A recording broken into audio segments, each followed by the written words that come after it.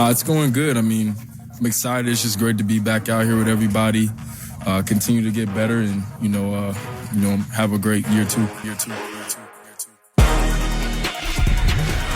When everything is not going well, just continuing to go to work and, have hope and faith. And I think that'll carry into this year, and just take it 1 week at a time. Whether you win or you lose, you got to attack, the next game, the next week with the same mindset. They run it again with Jeanty, patient behind the line. Bounces out to the left at the 40. Into the secondary 30. Nobody's going to catch him. Down the middle of the field, Jeanty at the 5. Touchdown, Raiders. Deuces, goodbye for the second time in the ballgame. This one from 51 yards. It's Unnecessary Roughness. Presented by Meineke, doing car care right. Here's your boy Q. Here we go, Raider Nation. Unnecessary Roughness, Raider Nation Radio 920. We come into the sounds of Ashton Jeanty talking about patience, faith, hope, grinding, going into year two, getting ready this time under head coach Clint Kubiak.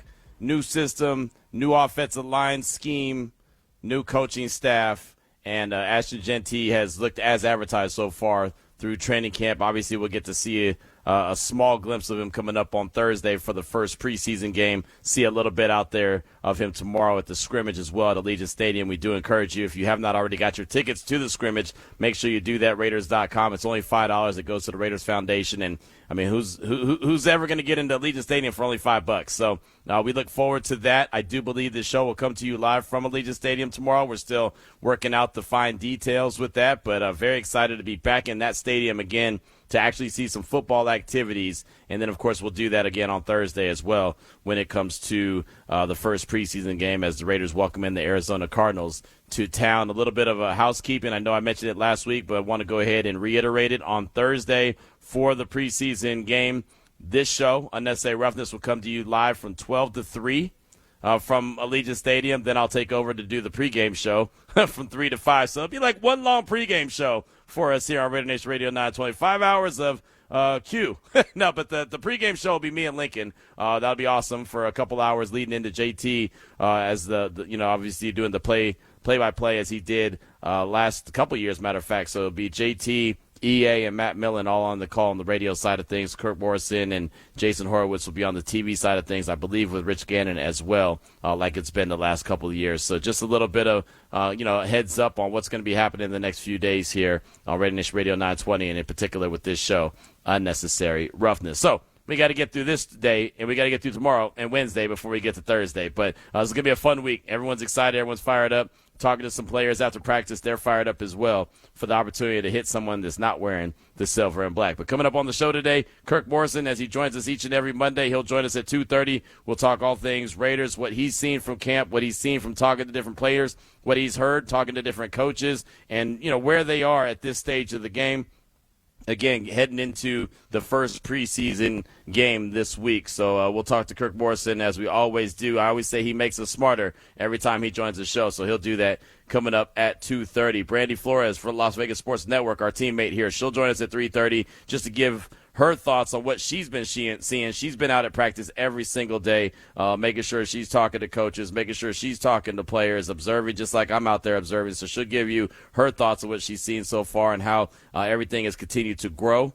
Obviously, we'll talk about what happened on Friday. We know what happened between Kirk Cousins and Max Crosby, and then what that turned into on Saturday, which ended up being Fernando Mendoza getting the first team reps. And that actually is a good thing, the way that it all played out. So we'll get Brandy's thoughts and what she saw from Kirk Cousins and that offense in particular when they got back to practice today. My one-on-one conversation that I had on Saturday with Mike Washington Jr., sixth-round pick out of Arkansas, the running back, a really explosive running back, really strong running back. Look forward to what he's able to do as the wingman with Ashton Jeanty. That'll be at 4 o'clock, and, of course, throughout the course of the show, we'll hear from you as well at 702-365-9200. So, again, Kirk Morrison at 2:30, Brandy Flores at 3:30, Mike Washington Jr., my one-on-one, coming up at 4 o'clock. Of course, we got winning on the way, I do believe. Ari, you said that we got some last-second wins. What do we got? Very last second, yes. Okay. But we in there. We got some tickets to see the Spin Doctors, if you remember, from back in the – I mean, I'm sure they're still making great music, but, yeah, they had a couple hits when you and I were a little younger. So a pair of tickets to see them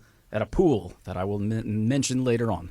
Okay, he's going to leave us with a cliffhanger. All right, there you go. That's what you call a tease. You're nice going to see the pool. spin doctors at a pool.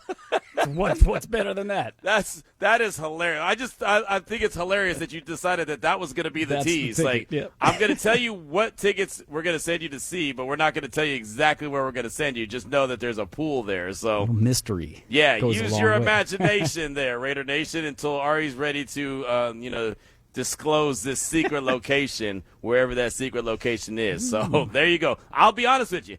I don't even know. So there's Very that. exclusive. I do know, speaking of pools and bodies of water, I do know that it's the Summer of Fun. It's the final week of the Summer of Fun, and it is the best trip ever that we're giving out this week. And I really want someone to win from not only this station, but also from this show, because it's really kind of near and dear to my heart. So we're sending someone to Hawaii. Again, Summer of Fun. You could take the trip or take the cash. The cash is $3,000, so you might decide, hey, you know what, it's best for me in this situation, just take the cash. But at least you have the options, Hawaii or $3,000. All you got to do is text the word of the day to 702-365-9200. Ari, you don't have to tease this one. You can actually tell this one. What is the word of the day? It is boat. B-O-A-T. Boat. There you go. That's right. And you will guarantee to be on some boats if you go to Hawaii. I promise you that. You will find yourself on a boat somehow, some way, and it'll be a great thing. So text that word right now, 702-365-9200. You'll have till 5 o'clock to get that in, to get in to win, but you might as well go ahead and do it now so you do not forget. So the word of the day is boat. Before we get into the opening drive, we got to hear from our guy E-Rob. Yesterday was important because it was the weekend. Tomorrow is going to be important. The rest of the week is important, but today is equally as important. And why is that? Because every day matters. The older you get, the more you start appreciating day in and day out, because you know I can't get that time back. I'm in the business of saying, not if I would have did this or if I would have did that. I'm in the business of now. We're in the business of now as well. So right now, let's jump into the opening drive. The opening drive of Unnecessary Roughness on RaiderNation Radio 920 AM is brought to you by Paul Patta Law. It's not about the injury, it's about the recovery. Our guy Bert always hit us up already on the text line from the 5 and Dime. He said, Hawaii, Q, maybe you could take my trip. LOL, you never know. Hey, man, look here. If you win the trip and for some reason you need me to sacrifice myself and have to go to Hawaii, I guess I can do that for you, right? If I have to hold it down and play substitute and sacrifice and give myself up for the better, good, I guess I could find a way to do that, to go to Hawaii. I don't know, Ari. What do you think? I mean, you know what, Q? If since you're being so selfless here, I'll step in and take the bullet for you. I can go if you don't want. If you don't want to do that, you want to go? Sure, No. You're You so, can stay here and do the show. No, you stay here and do the show. I wouldn't want to take that away from you or Bert. So I'll just go ahead and you guys enjoy the week. This is the one time that I'm willing to pass on the show. Like I said, if Q shows up Monday, we're on a good tip here because you never know. That is hilarious. If he's not here, he's in Hawaii. There you go. Hey, man, look, and if I go, I told you, there's going to be a time. I don't know when it's going to happen. I'm going to go, and I ain't going to come back. Just telling you. I don't know when that's going to be, but somehow, some way, it will happen. But, Bert, thanks so much for hitting us up on the text line. We do appreciate you giving us a little bit of a laugh to start things off. But I do want to get into a conversation about the running back room. There's so many different storylines around this team, and, of course, when it comes to, Fernando Mendoza, that's where all roads always end up leading back to Fernando Mendoza. No matter where you listen, no matter who you listen to, no matter what you're watching, all roads lead back to Fernando Mendoza. But I've said it so many times. Kirk Morrison has said it so many times. He'll join us at 2:30. There are so many different conversations, so many points of emphasis with this team. There's so much new that it's not just about Mendoza. It's about everything. So I wanted to really dig deep into the running back room, and I wanted to do that for multiple reasons. One, I talked to Mike Washington Jr. on Saturday after practice, so it makes sense, right? He's obviously a running back, and he's a guy that we look at to be a wingman for Ashton Jeanty. Ashton Jeanty caught up with NFL Network when they were there at practice on Saturday as well, so you hear that conversation. So it just kind of all seems like it tied in together where we can have a conversation about the running back room. Now, it's funny, we heard that touchdown against the Texans coming into the show to lead things off. And Houston, we know they had a Super Bowl caliber defense as far as I'm concerned. If their offense wasn't as bad as it was when it was the worst time, right, they needed them to be good in the playoffs, and that was when they were at their worst. They have a championship defense. We're looking forward to being in H-Town, not this week but next week, just to see what this Raiders team looks like going up against that stellar defense, including especially that defensive line. But it was so funny that Ashton Jeanty had his second best rookie performance against the Houston Texans and that defense, and was able to run and have success. He went for 128 yards on the ground. He also caught a 60-yard touchdown pass. So, I mean, he had plenty of success against one of the best defenses in the league. The only other game that he had 100-plus yards was that Bears game when he went for 138, and that game that I felt like that they should have won. Obviously, they didn't. It's the game that Colton Miller got hurt in. But, I mean, for the most part, out of that, those were his best games, right? Against Chicago and then against Houston. But the one against Houston really surprised me just because, again, that defense is so good. I'm expecting this Raiders running game, rushing attack this year to be a lot better than it was. And, well, it has to be, right? So that's where I wanted to go. What are your realistic expectations for this running back room? Where do you think this 1-2 punch of Jeanty and Washington could rank this season? And you don't have to give me exact numbers and say, oh, Genty's going to go for 1,300 yards. You don't have to do all that, but just they've got to be part of the solution for this Raiders offense. I mean, we all know Brock Bowers. I mean, hell, he's open right now. Like, somewhere Brock Bowers just caught another pass. Like, that's the one thing for training camp I can tell you. Brock Bowers is open no matter what, right? You could put a blanket on him, and he's still open. That dude is incredible. So we know the offense is going to go through him. I've been saying it for a while now. As long as he's healthy, I think he breaks records this year in this offense. This offense is going to be great for Brock. But that also is going to play hand in hand with the run game. In certain games, I think the run game is going to be so heavy and so much involved that it might take away from Brock. But that's okay,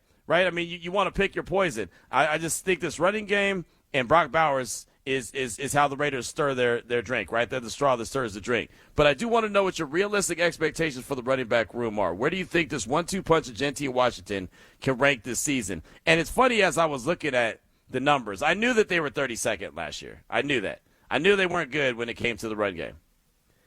The Raiders only averaged 77.5 yards per game last year.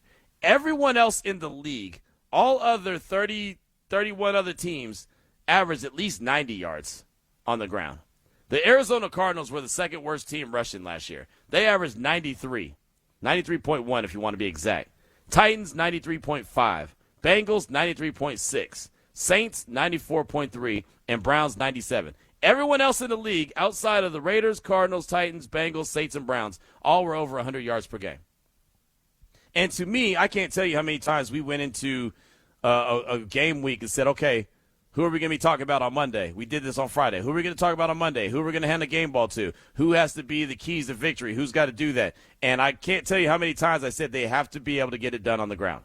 They have to find a way to run the rock. And obviously we know the offensive line play didn't do them any favors. But to only average 77.5 yards per carry, when the rest of the league averaged at least 93 yards, I mean, that's not even close. That's not even close. Even teams that don't run the rock that well or that often were averaging about 100 yards on the ground. The Raiders weren't anywhere close. I honestly think that what you need to see from these guys, and I know it's going to vary game to game. Some games are going to be, pass to open up the run. Some games will be run to open up the pass. I get it, right? I mean, it's not cookie cutter. It's not just a super blueprint that, you got to do this plus this equals this. Even though there is a math problem out there, and I still don't know what it is. I've still been searching. I've been looking long and hard to try to figure out, and I have it written down in my notes. The problem is I have so many damn notes. So that's what the big problem is I'm not exactly – I know it had to do with rushing, and I want to say it was a John Harbaugh thing, and I don't remember exactly what it was. But I know the rushing, and I believe it was the rushing in the first half was part of the equation. But that doesn't even matter. The Raiders have to be a whole hell of a lot better than they were last year in the run game. I mean, there's a reason why they went and got Ashton Jeanty. I believe that they were going to be so much run heavy last year. Obviously with Pete Carroll, we know what he's done with running backs. We know, that he did that at USC. We know he did it at Seattle, that the running game is so important, but it just never came to fruition for the Raiders. And a lot of it was because of the offensive line play. For Jeanty to be as close to 1,000 yards as he was, knowing that the team only averaged 77.5 yards per game on the ground is incredible. And they had 5 touchdowns on the ground last year as a team. You know how many touchdowns he had as a team on the ground? 5. So he was the entire rushing game when it came to the Raiders last year, and it just wasn't enough. But between those two dudes, and of course Ashton's going to get the majority of the workload. I know that at the scouting combine in Indianapolis, I know that Clint Kubiak said that we want to get a wingman for Jeanty, and that's cool. But he's going to be a wingman to spell him every once in a while. I think Jeanty's going to get at least the same workload that he got last season, at least, right? Maybe even more. And guess what? He can carry the rock as many times as he did last year. It's not a problem.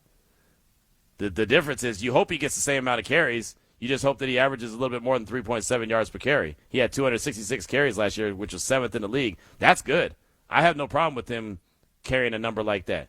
He's just got to be able to get better production out of it. And, again, that starts with the dudes up front. And that's why there's such a heavy emphasis. But we know, and just from seeing him even at training camp, we know this outside zone blocking scheme, if it's blocked correctly, and I want to make sure I say that as slow as possible, if it's blocked up correctly, I mean, your running backs, they'll thrive. They will thrive in this scheme. And we've already seen some nice explosives from Jeanty in the run game. Again, it's just training camp. It's going up against your own guys. But when they have the pads on and they start running the rock and handing it off to Jeanty, I'm really locked in. Because then I know the offensive line and the defensive line, they're both at the same point of attention. They both have pads on. So it's not like one has a big advantage over the other. Other times when it's the pads aren't on and it's a lot easier for the defense just to come down and tag him. Tag him and say, all right, you're down. Right, we got you. I'm interested in when the running back gets the rock in his hand and they have the pads on. That's when you start to see something. At least that's what I start to see something and start to really pay attention. And we have seen some really good runs from both Jeanty and Washington. Like, Washington is no joke. The dude is explosive and he's fast. I mean, strong. We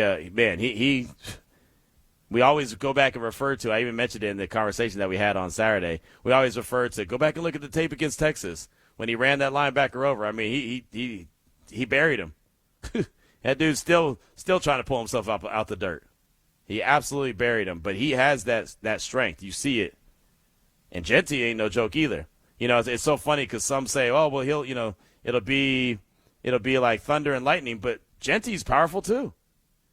Jeanty will lower the boom on you and run you over. He has no problem with that. He can go around you or he can go through you.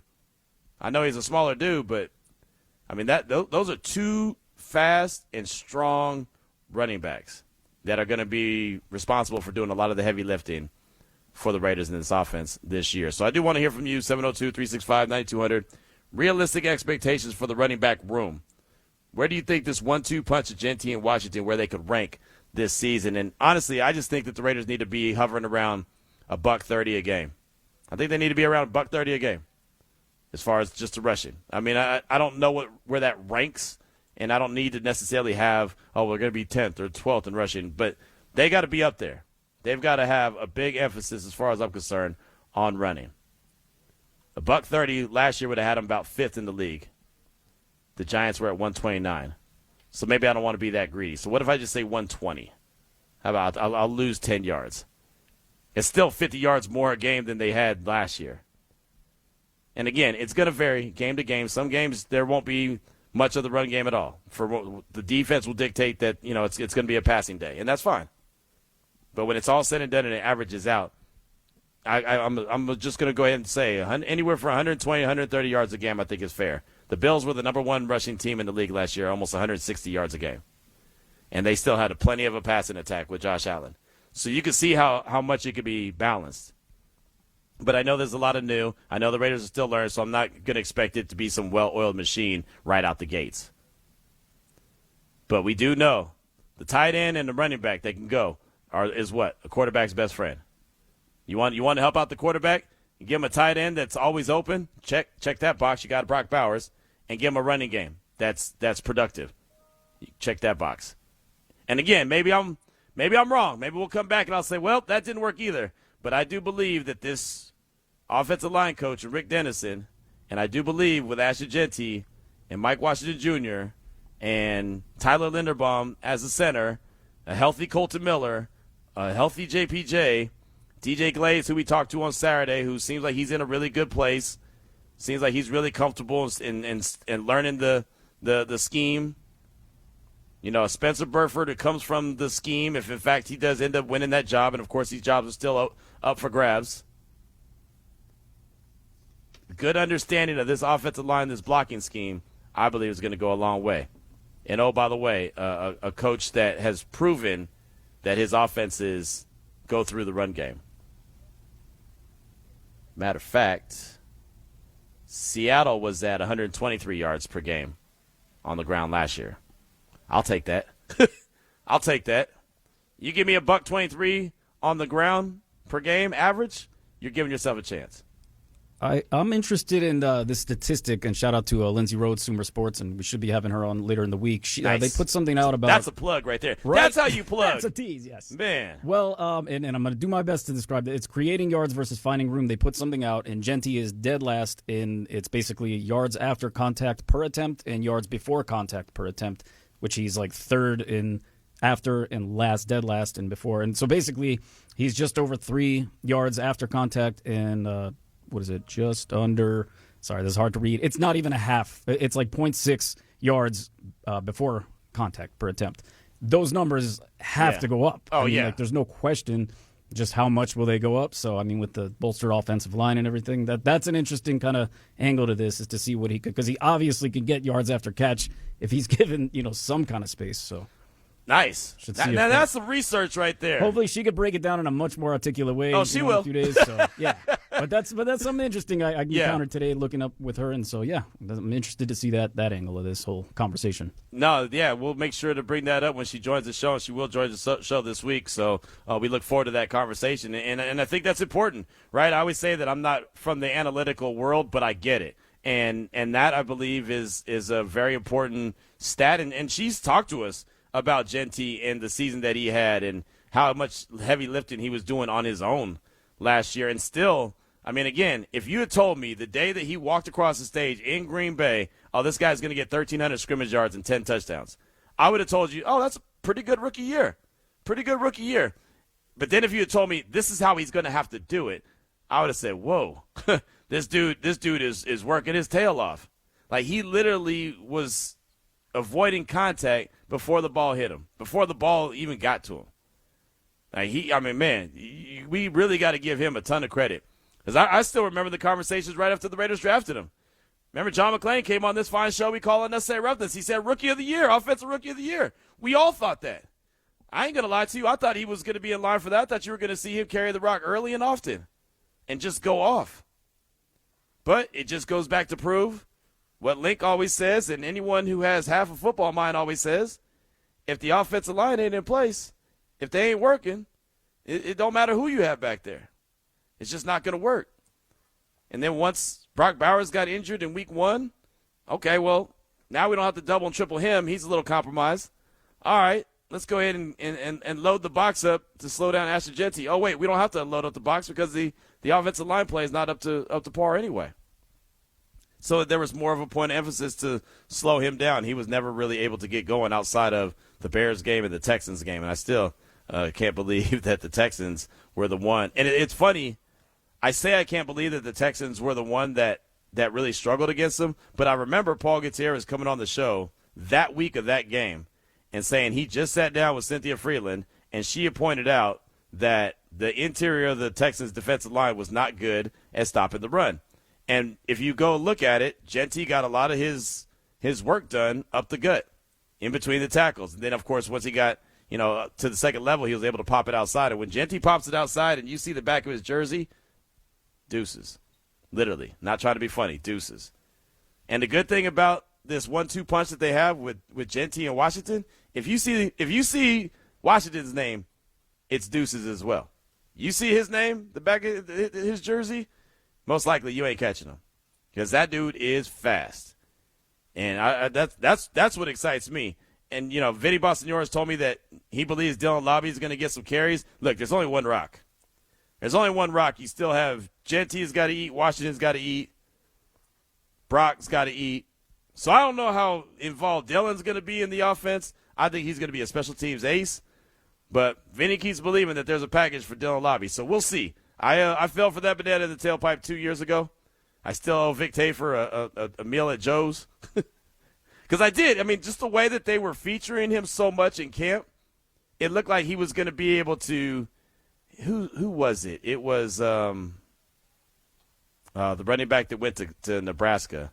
Man, I always forget his name, and he's a really good dude. He worked really hard when he got an opportunity to run.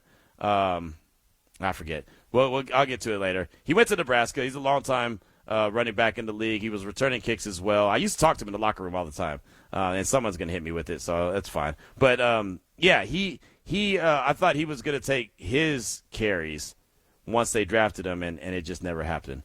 Why do you have that look on your face? Because you know I'm never right about these. Emmett Johnson? No, not even close. Yeah, I know. That's why. I know. That's funny. No, I'll come up with it. I can see him right now. Really cool dude. Like I said, he's been in the league for a long time. I think he played in San Francisco last year. Dang it, I forget. I always forget his name, and I should never do that. I can see him right now doing a karate kick in the end zone. Paul G would be so mad at me right now for forgetting his name because he did. Remember, he did that karate kick, and he got called for the penalty. You don't remember that. Well, the good news is I know it's not Roger Craig, despite what they're trying to tell me here. That's a Hall of Famer. I know. I'm just what saying. What are you talking about? I'm just making. This is why I never look this stuff up. I know. I know that part. Where are you looking at? It's Google. Don't do that. I know. I tried. Yeah, you came. You know what you do? You get one really good stat, and then I give you props, and then you then you all mess. Downhill from there. Yeah, that was not good. Oh my gosh, he went to Indiana. Or no, he went to Nebraska. Jeez, now I'm confusing you. All right, I quit. I quit. Anyway, let me know what you think. Amir Abdullah, and it's not me, it's the text line. Yes, it's all Amir credit Abdullah. Due to the text Thank line. you. Oh, boy. I always forget his name. Yes, Amir Abdullah. This guy said Roger Craig. He's a Hall of Famer. No. I established that I know it's not him, like as I was saying it. I don't think you heard that part. I knew that was not the answer. I know who Roger Craig is, especially after this weekend. Just saying. Yes, as you should. I want to distinguish as you that. should. Our text line is amazing. Thank you for all the Amir Abdullahs. That's awesome. Thank you. At least they have a good memory where I all of a sudden start to blank. But I talk to him all the time. Like he was the homie in the locker room. Always was talking to him. And then, of course, I got to mess it up. So that's how it goes. 702-365-9200. Hit up the text line. Let me know your realistic expectations for the running back room. Where do you think this 1-2 punch of Jeanty and Washington, how they could rank this season? Really, I mean, if you want to, just throw out what you think that they should average a game as far as a team in general. Doesn't necessarily have to break it down to the individual. Just let me know about the running game room and your running back room and your expectations. We got Kirk Morrison. We'll ask him that, plus more, next here on RaiderNation Radio 920. That was the opening drive of Unnecessary Roughness on RaiderNation Radio 920 AM. Brought to you by Paul Padala. It's not about the injury, it's about the recovery.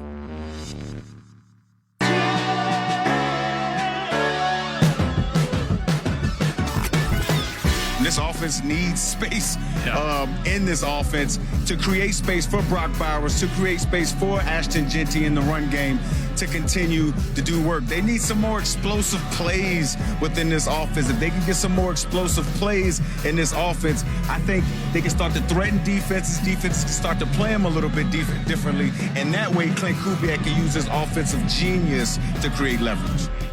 Las Vegas Raiders color analyst Kirk Morrison joins us now on Unnecessary Roughness. And we come into the sounds of Michael Robinson from NFL Network, who was in attendance to Raiders practice on Saturday along with Ian Rappaport and amongst others. We're out there checking out the practice and doing their reporting, but talking about space and explosive plays. And the Raiders didn't have a ton of explosive plays in 2025. Ashton Jeanty did have multiple explosive plays, gave you a little bit of a taste test, a little appetizer of what he could do consistently if the big boys up front do what they're supposed to do, and the blocking scheme is working together, and that's obviously a big storyline going into this year. It's Unnecessary Roughness here on RaiderNation Radio 920. A guy that was on the call for all of the explosive plays for the Raiders in 2025 is Kirk Morrison, Tackle for Loss TV, Raiders broadcast, longtime NFL Raider linebacker. And Kirk, thanks so much for your time. As always, you know we appreciate you. What do you think about those explosive plays, and especially how they'll come this year if, in fact, that offensive line is doing what it's supposed to do? Yeah, it was a lack of those plays last year, and I think that this offensive line is starting to come together a little bit. But I think more importantly, it all comes from the run game. Yeah. I mean, the run game really has to be in sync. That's where the big plays come in. That's where the play action will come in. And that's where Brock Bowers can get behind the defense. And if you think about it, a lot of those explosive plays came from Brock when he was available and healthy. And then obviously we've seen some with Ashton Jeanty actually catching the ball out of the backfield. Those were the explosives came from. So, it's going to be all part of it, all part of the plan. I do know I want to see more 3 and 4 play drives rather than 8, 9, and 10 play drives, because just want to see this offense scoring quickly, and then also have an opportunity to let the defense get them the ball back. Mm-hmm. Yeah, no, they have to do that. They have to do that in a major way. Turnovers are what the defense needs to create, and the run game has to get going. What do you think about this 1-2 punch potentially between Jeanty and Mike Washington? I love it. I think that Mike's going to push Ashton, not in a way of for, the first-team reps, but what I'm saying is that he's going to push Ashton to make sure that Ashton is doing what he needs to do every single play. And the one thing that I want to see more of, and that we've talked about Mike, is I want to see Mike in pass pro. So I can't wait to see him in the pass protection. How many reps that he gets during the preseason will be very interesting. But I kind of like the little two-headed monster at the running back spot, because I feel that there is no drop-off necessarily when Ashton is out of the game. I still think that you can run your offense, where I think last year it was different, right? Mm-hmm. It was Ashton, and then Raheem Mostert came in, and then after that, you just don't know. But I think when you look at the way the running backs will be deployed, I think, honestly, you're going to get a lot of Ashton Jeanty, and then Mike will come in. And the only thing I'm going off of, honestly, is the Seattle Seahawks of a year ago, where it was Kenneth Walker, and then also Zach Charbonnet. Those two guys worked well in unison. And then, obviously, Kenneth Walker, Super Bowl MVP, just honestly went a step above. But I think that's where Ashton Jeanty is going to be within this offense. Not that I have to tell you, but I will anyway. The Raiders were dead last in rushing last year at 77.5 yards per game. 77. Yeah. Right? The next closest team was the Cardinals at 93.1, so they weren't even close. But the Seahawks were at about 123 yards per game. I feel like that's where the Raiders need to be, around the 120, 130 yards per game. How much do you think that they need to get? And I know it varies game to game, but kind of what are you looking at for this team to have that balance that Clint Kubiak's looking for? I mean, honestly, I just want to see efficient drives. That's it. Yeah. I mean, it's going to be a combination of run and pass. Mm-hmm. I mean, Brock Bowers has been unguardable during training camp. He's just an absolute animal and a beast. I mean, Jalen Edwards catching the football really well. We've seen them, and I love Michael Mayer as well, getting the ball to Ashton Jeanty out of the backfield rather than having to run the football. To me, I think the offense is going to look a lot different than we've seen in years past with the different offense coordinators that we have. If you really think about it, I mean, we've had, 4 different offensive coordinators in the last 4 years if you sit back and start going. So I think the continuity for what this offense brings and the buy-in, I know you've talked about buy-in a lot over the last, couple months. Well, the buy-in is that everyone knows that they're going to touch the football at some point. And when you've got a guy like Kirk Cousins right now who's leading the charge, I know Fernando's behind him, but Kirk Cousins is making sure that everybody eats. That's what it seems like during training camp. Kirk Morrison is with us here on RaiderNation Radio 920, Unnecessary Roughness. You mentioned Kirk Cousins, so I wanted to bring him up. You mentioned the other day, I don't need to see Max. I know what Max can do. Well, we know what Kirk Cousins can do as well, and neither one of them participated on Saturday because of the little Friday dust up. But Fernando got first-team reps. How beneficial do you think that was for the coaching staff to see what he looks like with the first team and for him to get those first-team reps as well? You know what? It's very interesting that it all happened the way that it did. That he got those first-team reps, right, on Saturday because Max was held out. And it was funny after Max and Kirk Cousins had that little thing. I was also doing some interviews for SiriusXM NFL Radio, and Kirk Cousins was right before Max. And so to see those two dudes hugging like brothers right after all, this whole thing, like, the dust up, like, these are two competitors, two dudes that want to win. Mm-hmm. And that's all that was. And they were held out of Saturday, and they gave, like you mentioned, Fernando Mendoza some of those reps. And, people got a chance to see what does it look like with him running the first-team offense and what does the future look like. And it's just so funny because I sent this to Ari this weekend because I saw it immediately on Saturday. And it was just so funny that I saw this clip from Drew Brees on Saturday, his Hall of Fame induction ceremony speech. And then Fernando Mendoza gets the first team reps because Kirk Cousins went out. And I want you to hear this, Q, because this is what I think Fernando Mendoza is going to go through. He is not there yet. Kirk Cousins is there yet. And I'm not saying that Kirk Cousins is Drew Brees, but what I'm saying, when you hear this piece from Drew Brees about the quarterbacking position, Fernando Mendoza is going to get there, but he's not there yet currently. Kirk Cousins is, but this is where Fernando will get to eventually. So if we play the clip here, I just want you to listen to this too, Q. Always seen the game of football and the quarterback position as a true art form, like a song or a dance. The key to the art form was controlling the rhythm of the game, from the articulation of the play in the huddle, to the pre-snap cues and communication, to the cadence and the snap of the ball, to your feet dropping back, the timing and flow of your hitch or your gather, to the 0.3 seconds between your front foot hitting the ground that set off a combustion of energy from the ground force all the way from your toes to your fingertips, as it translates power to the pronation and the spin of the ball as it releases into the atmosphere. That feeling is what I live for. I wish I could say we're stress-free. Quite the contrary. The amount of headspace this occupied in a given week was all-consuming. How can I visualize every eventuality, every possible scenario? What if the defense does this? What if it does that? What if they decide to take this player away? What if they bring that exotic pressure in that crucial situation, Luke Kuechly? But I love the chess match. It was a complex puzzle to solve. Each drive represented a section of that puzzle. If you failed with one, you could log away that information and come back to it later with a different perspective or a different confidence. And to solve it was euphoric, because through the process, you saw something take place. You saw a masterpiece come together, with every teammate and position playing an integral role in the final outcome.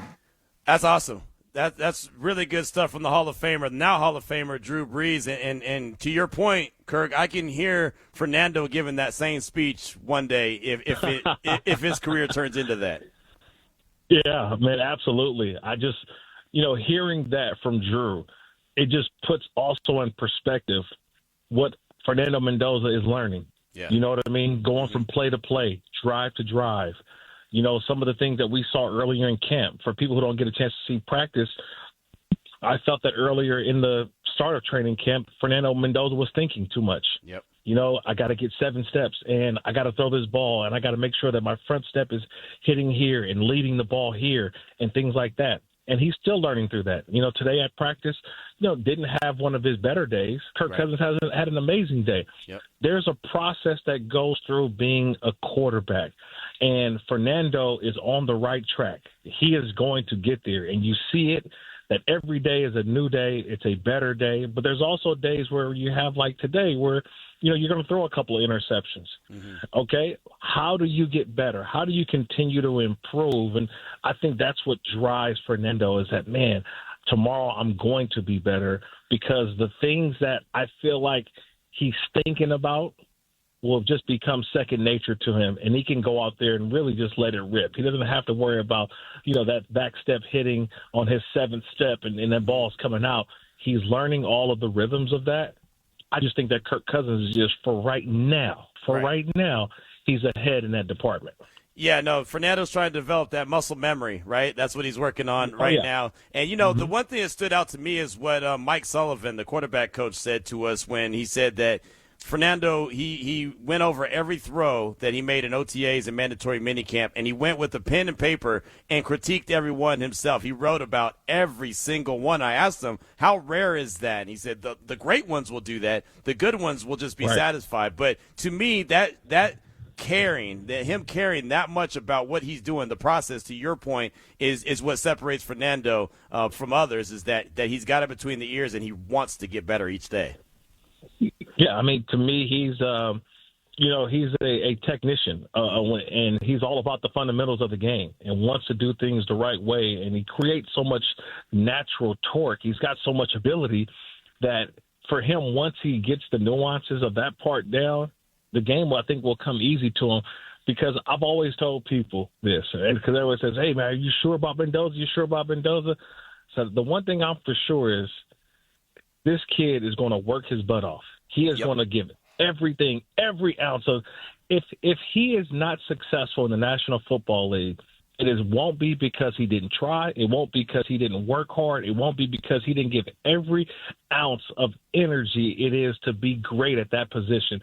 That's from what we gather, from what we see for him, and it's really starting to come together a little bit, and he'll get those opportunities.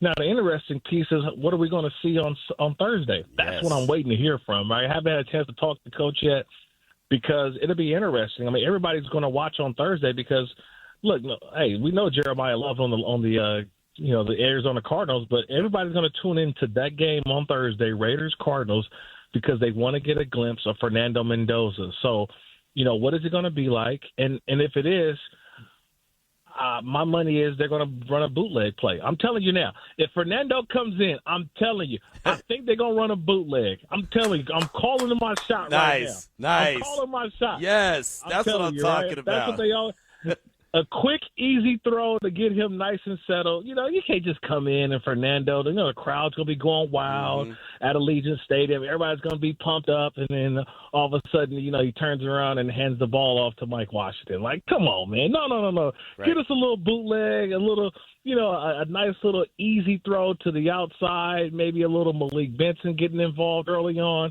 I'm kind of piecing it all together a little bit, but that's what I think I'm envisioning for Thursday when the Raiders take on the Cardinals. That's exactly who I was going to ask you about next was Malik Benson. He's been the one wide receiver, in my opinion, that's really stood out. Not that they're not playing well, but he's playing better than I even expected going into training camp, and he's a 6th-round pick. What are kind of your thoughts on Malik Benson and what he could provide if, in fact, he turns out to be the guy that he looks like he can be? Okay, let's see it in the game now. Yes. You got me, Q? Yes. Let's see it in the game now. Yep. We've seen this. We've seen this from a lot of folks. Yeah. We've seen a lot of guys have great camps. Mm-hmm. And then when the preseason games come around, we're like, hey, what happened to this guy? Right. The guy who was doing everything at camp, but now in a game situation, a game scenario, when you're out there by yourself and you can't look over at the coach and see what the play is or what's going on, that's the part where I want to see some guys really, really, I think, take off. I think he's part of the group of guys who I can't wait to see this weekend. This Thursday. Mm-hmm. Malik Benson's obviously one. You could throw in, Hezekiah Mathis, obviously, Jerron McCoy. I want to see him. We'll see what goes on with Key Crawford, but my guy, Cian Sloan, out of North Carolina State, formerly of Utah State. So I want to see what he looks like. The tight end position is going to be one. I love the competition between Roman Hemby and Dylan Lobby. Who's going to be the third running back? Right. You talked earlier about obviously Ashton and Mike, but who's 3? Yeah. And right now, Dylan Lobby, with his expertise on special teams and what he's doing, that's a competition that I can't wait to see. And I got one for you because I know you ain't talked about it, but you need to start talking about it. Okay. Right? You already know, Q, because you know why? Me and you, we got to speak the same language, but you know me. I'm always what is a position battle that nobody's talking about? What is the position battle that nobody's talking about, Q? Do you know what it is? No, the kicking game. No, obviously, yep, it's the kicking game. And you're gonna say, oh well, is it Matt Gay versus Conte Matuzawa? Could be. Mm-hmm. But no one's talking about this battle for the long snapping job. Tyler Duzansky versus Alex Ward. That's how you know. See, this is me as an analyst. Yeah. We can talk about the Jordan versus LeBron debate. Everybody's talking about that when it comes to the Raiders, right? Yep. The easy ones. Yep. The tougher ones, and these are something I want Raider Nation to look at. Because we've had Bobenmeyer over the last couple of years who's been our long snapper. He's not going to be here. So you've got a rookie in Duzansky who comes from Penn State, and you got Alex Ward who's been in the league for about 4 years. Previously with the Rams had some trouble in their kicking game last year, made him expendable, and he was released last season. So he now comes over to the Raiders this year. You've got a competition that nobody's talking about. Nobody. So I would also say shame on our beat reporters, too. Come on, man. Everyone's talking about all these other camp battles, but nobody's talking about Duzansky versus Ward because as an old baseball guy, the battery will be different when it comes to field goal kicking and punting this year, right? The battery meaning the snapper, holder, kicker. Now, the holder will be the same, but the new snapper and a new kicker. So that's something that I will keep my eye on for Thursday, Q, and that may be just a little extra nugget for other people to take a look at as well. Yeah, no, I like that one, and it's so wild because Trent Sieg was so good for so long for this team, Yeah. and then when he was gone, I think he's in Dallas still now. But he was, and then Boba Moyer, like you mentioned, he was there. Yep. I thought the battery was a lot of the issues for Carlson last year. I thought the snaps were not where Correct. they needed to be. That was the biggest problem, and then Carlson, now he doesn't even have a job. Exactly. Think about it. Think about a couple of our starters from a year ago don't have jobs right now. Yeah. Caillou Blue Kelly started at corner. He doesn't have a job, right? Yep.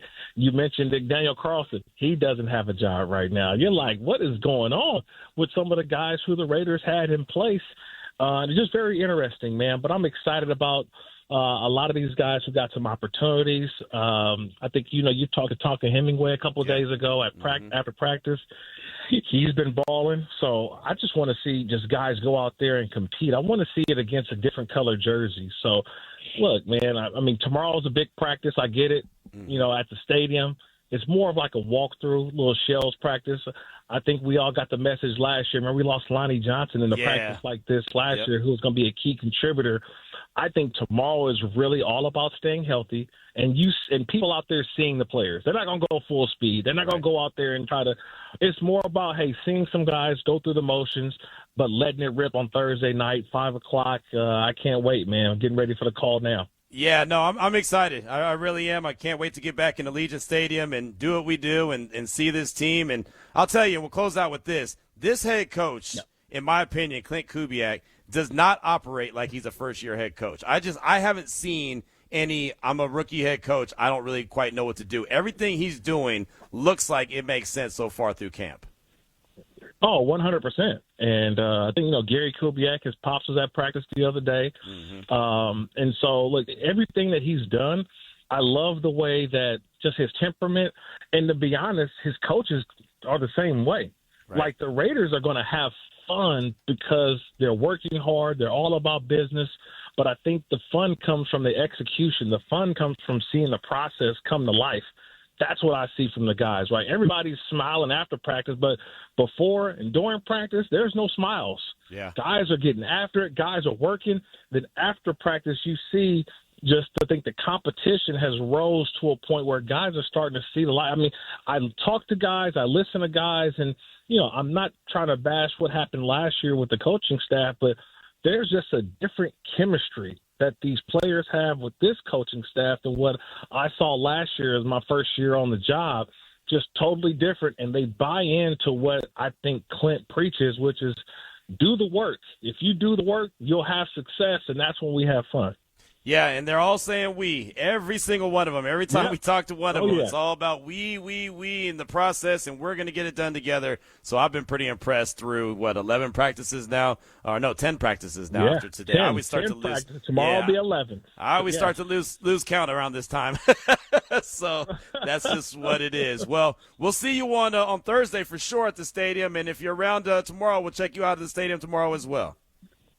Yeah, sound good, Q, man. Always a pleasure, man. Great to talk to you. Yes, sir. You're the same. Kirk Morrison right there. Fantastic stuff. What I tell you, we always get smarter every time Kirk Morrison joins the show, right? The long snapper battle. That's something that I'm sure Adam Hill has been focusing in on. Adam Hill is a special teams guy through and through. I'm sure that Adam's been paying attention to that, but no one else has been talking about that, like Kirk brought up. No one is talking about the long snapper competition, and we all remember many moons ago when the Raiders had Trent Sieg, and then he went down the middle of the game, and Shane Leckler, the ball just kept sailing over Shane Leckler's head back in Oakland. Oh, man, no one talks about the long snapper until they start talking about the long snapper, and that means something bad has happened. We hear from you next at 702-365-9200 as we kick off hour number 2 of the show. Realistic expectations for the running back room. Where do you think this 1-2 punch of Jeanty and Washington can rank this season? We hear from you next. It's RaiderNation Radio 920.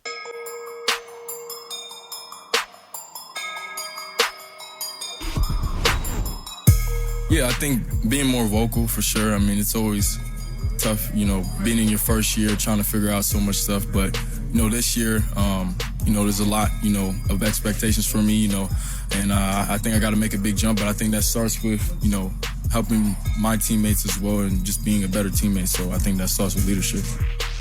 Right now, we're doing football right on Unnecessary Roughness. Brought to you by Meineke, doing car care right. And as we do football right and kick off hour number 2 of the show, Unnecessary Roughness, RaiderNation Radio 920, we come into the sound of Ashton Jeanty talking about this year and his leadership. And this whole show has been based around the running game and your expectations from the running back position and what the Raiders need to do successfully this year to be able to have success, actually. You know, to be able to run the rock is going to open everything else up for the rest of the team, including Brock Bowers, who has been, and I can't say it enough, uncoverable. The dude is always open. It has become comical now at this stage of the game. Every time he makes a catch in practice, I just look down the line of all the media members that are standing there watching, just say, always open. It's just that simple, always open. So I threw the question out there, what are your realistic expectations for the running back room? Where do you think this 1-2 punch of Ashton Jeanty and Mike Washington can rank this season? I got my one-on-one conversation with Mike Washington Jr. coming up at 4 o'clock. You'll actually hear Ashton Jeanty when he sat down with Rap Sheet and Mike Robb, that's Ian Rappaport, and Mike Robinson from NFL Network. They were at practice on Saturday. You'll hear that in a hot minute, but we do want to hear from you at 702-365-9200. Like Diego in Arizona said, what's up, Q? I want this running back duo to finish the season with 15 touchdowns and 1,600 rushing yards. Do you think Mike Washington Jr. will come on after Jeanty does a long run, or will it be schematic? Thanks for everything that you and Ari do. Yeah, I think it'll probably be by feel, but these guys both, that's the good thing about both these guys. They're capable of both hitting home runs. It's not like one is just a home run hitter and then one's a guy that just, thugs it out and gets, 3-4 yards of carry and is so big and strong that he just wears everyone down. I mean, they are similar. Obviously, Mike Washington Jr. is bigger than Jeanty, but they both have the same similar run styles where Mike Washington will run through you or he'll run around you. Either way, you pick the poison, but he is really good, and I have liked what I've seen so far from him in training camp. Again, it's hard to see and hard to tell, just in a practice setting. Let's see what he does in the game. Let's see what it looks like coming up on Thursday. And, I expect Ashton Jeanty to get a couple carries on Thursday, but that's really all that you need to see from him is a few carries. You'll see a lot of Mike Washington. You see a lot of Dylan Lobby, Roman Hemby. You'll probably see a lot from him as well on Thursday. And you just know how preseason games go. No matter how the coaching staff approaches them, no matter how they look at them and want to learn something about their team, they're not going to have the guys, the big-time contributors, the ones, they're not going to be out there that much, especially in preseason game number 1. Next week against Houston, you'll probably see a little bit more. Actually, probably a lot more, because that'll be kind of looked at as the dress rehearsal. So that'll be the one that you see more from. And then the last game, the one back at Allegiant Stadium on the 27th against the 49ers when it's Alumni Day, that'll be probably a lot of the backups as well. It's just kind of how the ebbs and flows of preseason goes from what we've seen. Again, the new staff, so everyone has their own approach. I'm assuming it's going to be something similar to that. 702-365-9200. We do want to continue to hear from you. Got a lot of texts coming through. Let's see. This one's from Just Win Will. What's up, Q? Jeanty and Washington will be so good that by the end of the season they'll have a nickname. May I offer a suggestion? Pillage and plunder. Have a great rest of the show, fellas. That is from our guy, Just Win Will. Yeah, if they do have a nickname by the end of the season, for the duo, like they did in Detroit with Sonic and Knuckles, or with something like that, then good things have happened. I don't know if they're going to be nickname worthy. I don't know if that's going to happen or not. I just feel like that they have a chance to be really good, especially in this blocking scheme. And we all have seen this blocking scheme when executed correctly. Really good things could happen in the run game, where you see guys that, are later round picks or even undrafted guys have so much success. And I think that's part of the problem. I think that was part of the problem why a lot of people said, the running back position, you can get anyone to carry the rock and they'll be really good, which is not true, right? And I do believe that Ashton is a special back, and Mike Washington Jr. has the ability. He has the tools to be there as well. He's got to go out there and do it. So, if they have a nickname, then things went really, really good for the season in the running game. Also got a text where this would come from. Our guy James. Happy Monday, Q and Ari. Happy preseason week number 1. I'm headed to work and can't wait to hear the show tonight when I leave work. All right, there you go. He's headed to work. But letting us know that he'll be locked in and check it out on the podcast version, which you can always check out, lvsportsnetwork.com. It's always up there right after the show. Big Brent hit us up and said, I said it last week, I think we're going to have a powerhouse backfield. Jeanty and Washington Jr. are going to be the new Gibbs and Montgomery from a few years ago. That'll work. This one from the Vegas King. Hey, Q, when it comes to the running game, there isn't a target that I have regarding stats. What I do want to see is the ability to have a well-balanced offense. On 3rd and 3, have the defense on their heels. It could be a run or a play-action pass that the defense actually has to respect. We had no play action last year, nor could we even attempt to run the ball in short yardage. One question I have for you is regarding the wide receivers. Other than Benson, it sounds like no one has stepped up. How has Cedric Jackson looked? Curious because he showed up some potential in the preseason, but hasn't got a lot of burn, but is still on the roster. RaiderNation for life. Let's go. We made it. That's from Vegas King. And, as far as the wide receivers go, it's been the Malik Benson show. Today you saw a nice catch from Speedy Naylor in the end zone. Saw Trey Tucker with a couple nice catches. Pass catchers, it's all about Brock. Michael Mayer has been involved as well from the tight end position. But as far as the wide receivers, I'll say that none, in my eyes, have just separated themselves as like that's the guy. Now, again, we've talked about it before. They don't necessarily have to have a guy that says, hey, I'm the number one target as far as a wide receiver goes. They could do it, by committee. Similar to what we've seen from Kansas City in other years where their number one target was Travis Kelce and then they had other guys. The Raiders could attempt to do that. Now, James Jones, wide receiver, former wide receiver, he said that he doesn't think that's going to work that way. He thinks that, you have to have a guy that's defined. But, of course, he played the position, so he understands. So we'll see what it looks like. We'll see if they play a couple preseason games and the Raiders look at the wide receiver room and say, yeah, it's not what it's supposed to be, or they're able to go into the season and see what it looks like. Can't Benson be that guy? He's that guy in training camp right now, but as Kirk Morrison pointed up in the last hour, do it in a game. Do it in a game. So that, to me, is all part of the process as well, just seeing what you have. And the Raiders at this stage don't really know what they have in that wide receiver room. They're all working. That's what I can tell you. They're all working. The only guy that hasn't really been working is Dante Thornton Jr. because he hasn't been out there. And that, unfortunately, has been the bugaboo of his short career so far.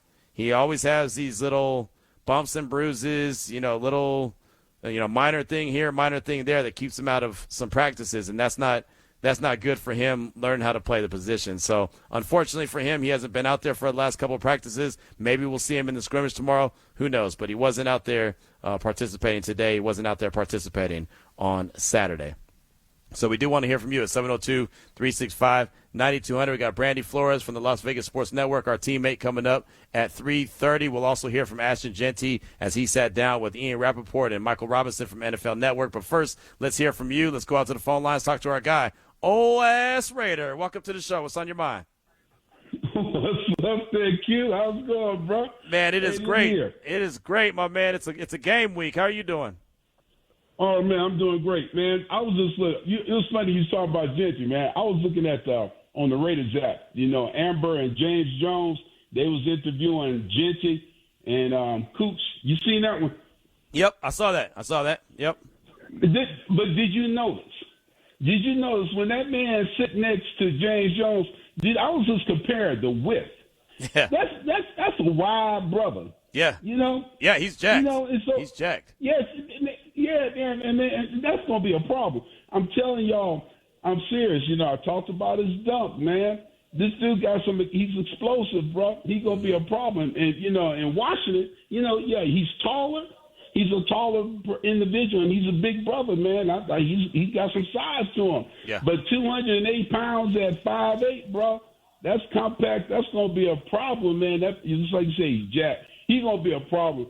I can see I'm going to see is that the Raiders are going to be in the top 5 for explosive plays of 25 yards or more.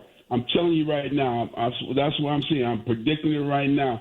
Jeanty is going to be, he don't have over 1,300 yards, and he's going to have a grippy guard. God, he's going to, the pass, oh my God, I can see him. I'm seeing him catching one-handed passes, bro. He's going to be a problem, so I just can't wait to see it. Thanks for taking my call, Q. Go Raiders. There he goes, old-ass Raider right there. And, yeah, that's the thing about Jeanty. He might only be 5'8", but the dude's 208. And he's jacked, and he's even in better shape this year than he was last year. And I've mentioned it before on this show, the maturity to already clean up his diet and say, hey, I need to do I need to do better. I need to eat better. I need to make sure that my recovery is better. Normally you see that in a player, any athlete. You see that towards the end of their career when they're trying to, earn a couple more years out of their career, not in their second year. In the second year, most of these guys think, hey, man, I can go eat pizza. I can eat sugar, candy, snacks that I don't have to get much sleep. Yeah, I mean, you know how we all acted when we were young, right? Some of us still try to act that at our old age, that we could just go and do whatever and then hop out of bed the next day. It don't really work like that, but we somewhat think it does. But when we were all young, we all did that, right? You could burn it at both ends and you'd be fine. You can stay out till 3 a.m. and then get up at 3:05. I'm good. Let's go. Right? I mean, that's how it used to be. But to see the maturity in Ashton Jeanty, I have to respect that a lot, that he decided he was going to eliminate sugar out of his diet. He said he wanted to make sure that he felt better, make sure his recovery was better, and he was good to go. And then all of a sudden, by the way, he put on some more muscle. And the dude has looked explosive out there.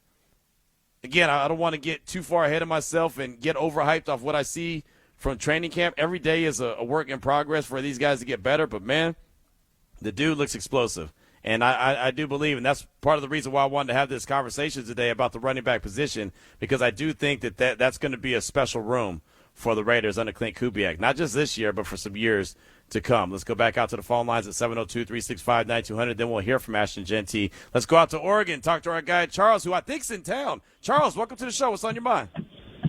Hey, what's up, Kieran? How you guys doing? Yes, I'm in Vegas. Nice. Loving Charles it, in Vegas. Yeah, and it's funny the stuff you're talking about, because you said no sleep. I didn't get no sleep last night. And talking about habits, right now I'm on the treadmill because I'm getting ready to compete in natural bodybuilding again. Nice. So I got to train at the resort while I'm here, man. Nice. But, hey, just wanted to chime in. I really think, just seeing how Ashton Jeanty played last year, what the expectation for me is, if he's healthy and Rick Dennison and Kubiak do their job, in my opinion, if he's healthy, he's going to get 1,200 yards rushing. I think he's going to get a lot in the passing game as well. And I totally agree with you that Mike, his backup, is going to be dominating as well. And I see Dylan Lobby getting, a little bit of a splash of Dylan Lobby in there too. So I'm excited because of Dennison and because of Kubiak. The key, I think, on offense for them, though, is can they do something outside of Bowers in the passing game? Because my gut says after the first two preseason games, you're going to see them go out and get a veteran wide receiver. I just got this gut feeling they're going to say, we need someone. And if it was anybody, I'm not excited about anybody out there a whole lot, but if it was anybody, I would say Keenan Allen. But I expect a lot from Jeanty, from Montgomery, from Lobby. I think the running game is going to be great. Can't wait to come to Allegiant tomorrow and cheer the team on at practice. So appreciate you taking the call. God bless. I'm going to try and catch my breath on this treadmill right now. All right, that'll work. Really good call. Charles, who was in town, who didn't get much sleep, but he's all good. He's on the treadmill right now. He's trying to make it happen. So we'll see what happens when it comes to the wide receiver position. My gut feeling tells me that they're just going to roll with what they have this year and then say, all right, well, this is what we have and what we don't have, right? They'll get a clear view of what they truly have and what they need to go get. That's what my gut feeling tells me. But you're right. They might go into the couple preseason games and say, yeah, this isn't going to be able to make it throughout the course of the season. We have to address it. And if they do, maybe a guy like Keenan Allen. There's not too many options out there, to be honest, that are worth the salt. I don't really see them trading at this stage of the game. I don't think that a trade would be worth it. I know the wide receiver there in New England, Booty, is the one that some people are looking at that maybe, he wants to get traded out of there because he's not the primary target anymore. But everything I hear, he's doing really well in camp, and it would be kind of foolish for them to move on from him. But we'll see. Like I said, my gut feeling just tells me that they're going to ride with what they have and then have a clear view of exactly what they have moving forward. Thanks so much for the call. I do appreciate you. Look forward to seeing you coming up at Allegiant. Let's get one more quick call in. Let's talk to our guy, Hardcore Raider. Welcome to the show. What's on your mind? Hey, Q, man. I am excited about Ashton Jeanty. I think he's going to ball out. But, we talked about the offensive line a lot, and I like what the coaches are talking about with accountability. And, I feel like everybody should be accountable. And I know I've been on an island at times with certain things, one of them being Colton Miller, but, I hate to say this, but, is this a prove-it year for Colton Miller? I mean, are we going to get to a point where, he's kind of like injury prone, Like, I want Colton Miller to live up to be that all-pro left tackle that we're paying a lot of money to. And I like Colton Miller. I love him, but there's been times where he's had some knee and ankle injuries, and if we're being real about zone blocking, you got to be athletically fit. You got to have quick feet. And those big guys, it's a lot to move around, Yeah. And so, like, I guess my question to you is, like, we're talking about accountability. Well, do you think Colton Miller should fall in that category as well? What do we need to see from Colton Miller to, be the spotlight on this offensive line so they all shine? And, I mean, don't get me wrong. I want him to be successful, right. But I also don't think he should just get a free pass. And I don't mean you are. Right. I just mean, like, I think sometimes, everybody's got to be accountable. I want to see him shine in this zone blocking and be healthy and be that, like, all-pro left tackle that we all want to see him be. You know what I'm saying? Yeah, no, I agree. I think that, everyone, you're right. Everyone should be held accountable. And, Colton, first of all, has to prove that he can stay healthy and stay on the field. That's been one of the big issues with him. He's been banged up. And, look, the Raiders have an out in his contract if they want to get out of it after this year. Now, I don't think that they're going to want to, but we do know that they have other options there. And they have built up that offensive line room. And I'm not saying that anyone's ready to take his spot right now, but he's getting older, right? He's 31 this year, and we'll see what happens. But he's got to stay durable. For me, for Colton Miller, that's the most important thing with him. He's got to stay durable. He's got to be able to be on the field. We saw what happened when he went down versus Chicago. That offensive line, I mean, it wasn't great to begin with, but it went downhill quick after he went down. And even in that same game, Stone Forsythe comes in, makes an immediate mistake. So, they have Trey Zoon who can play multiple positions. We talked to him today. He's been working at, guard spots. He's been working at tackle spots. He could do multiple things. Charles Grant is a young guy that they're excited about. And, we haven't really seen a lot of burn from him. We know that John Spytek drafts a couple offensive linemen every year. Right, he always wants to add to that offensive line room. He's never going to stop doing that. So, yeah, I think first and foremost he has to stay healthy, and second of all, he has to fit in with that zone blocking scheme. And you're right, it hasn't necessarily ever been a success. One with the team, and Colton hasn't really displayed that he can manage it and operate in it effectively either. So I think it's a collective of things that he needs to do. But you're absolutely right. And I think that everyone in that locker room would agree, and everyone in that coaching staff would agree. Everyone's got to be held accountable. Nobody gets a pass.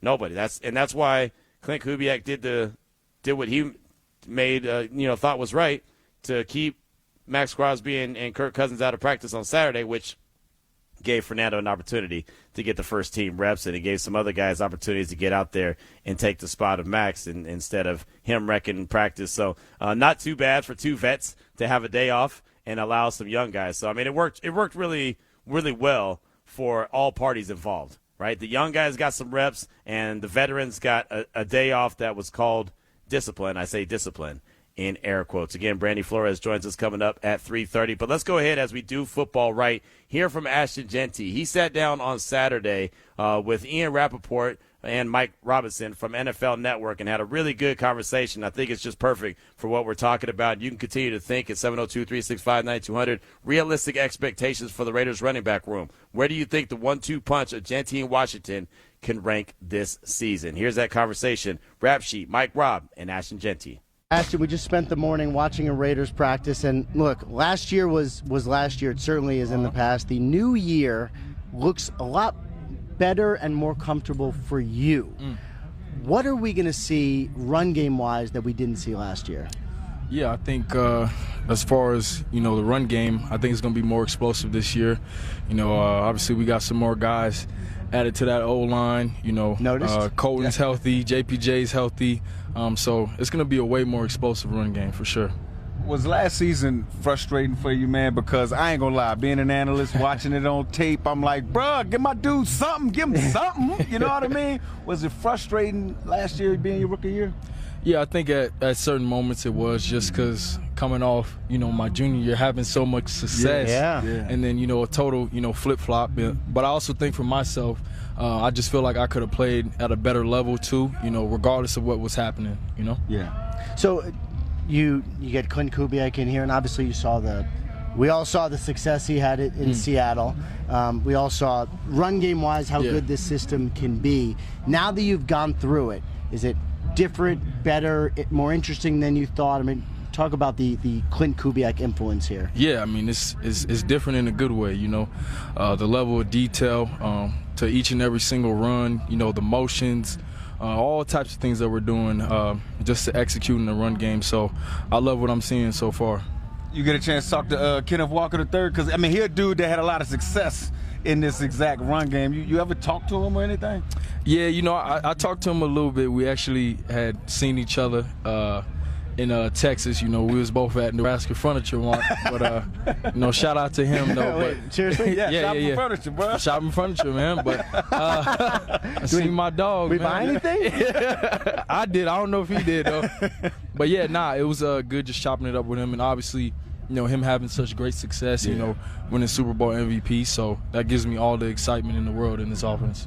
We were talking to you before this interview started. You look a little different. Look a little leaner. Faster. Faster. Yes, what have you done and why? Yeah, I think as far as my off-season training, dialed it in more, better regiment, going into training camp, and then also my diet, So really switching up how I eat, being more healthy, more clean, and I feel that it's really translated, onto the field and, getting my body right. That's what's up, man. Last one for me. I want to talk about your rookie quarterback, right? Fernando Mendoza, man. What have you seen from him? And what has been the difference from when the first time you saw him during OTAs and mini camps and things like that to the growth you're seeing now in training camp? Yeah, I think the biggest difference is the game slowing down for him, right? He's going through his reads now. He's getting the ball out quick.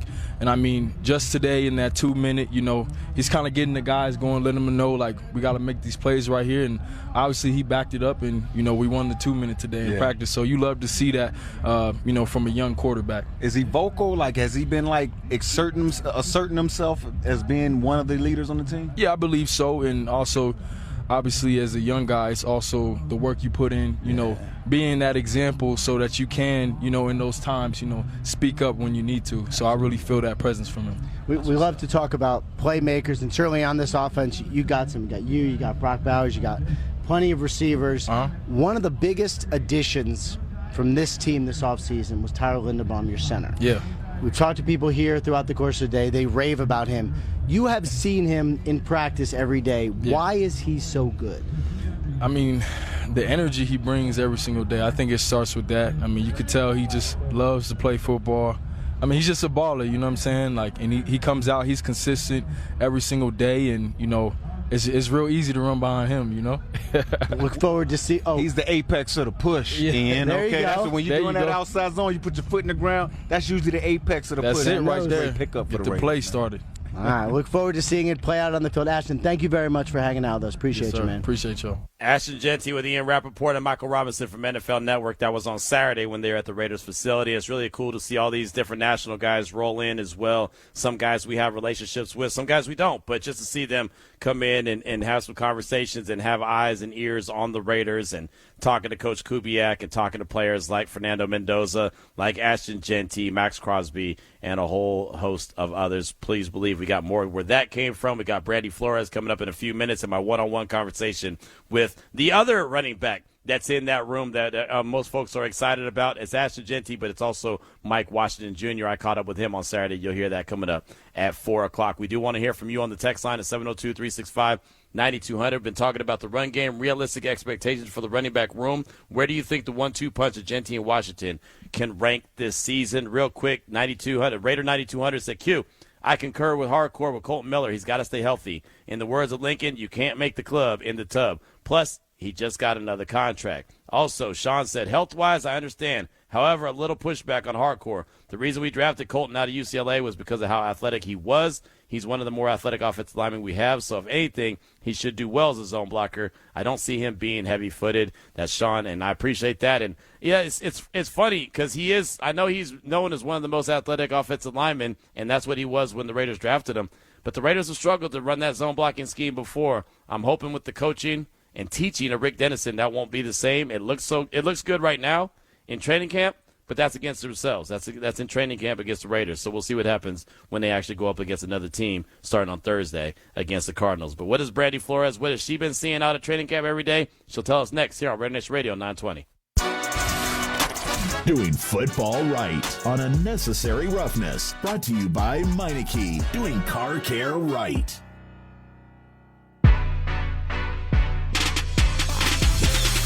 Yeah, I'm just super excited, man. It feels so unreal, man. My first preseason game, I'm just happy for the opportunity. I'm just ready to play for Thursday, for the game. Competition is something that's preached with every position group. How do you guys, as a DB as a whole, push each other to be better? Oh, man, every day, even warm-ups, every day we pushing each other. We trying to get each other better every day, so we just pushing each other every day.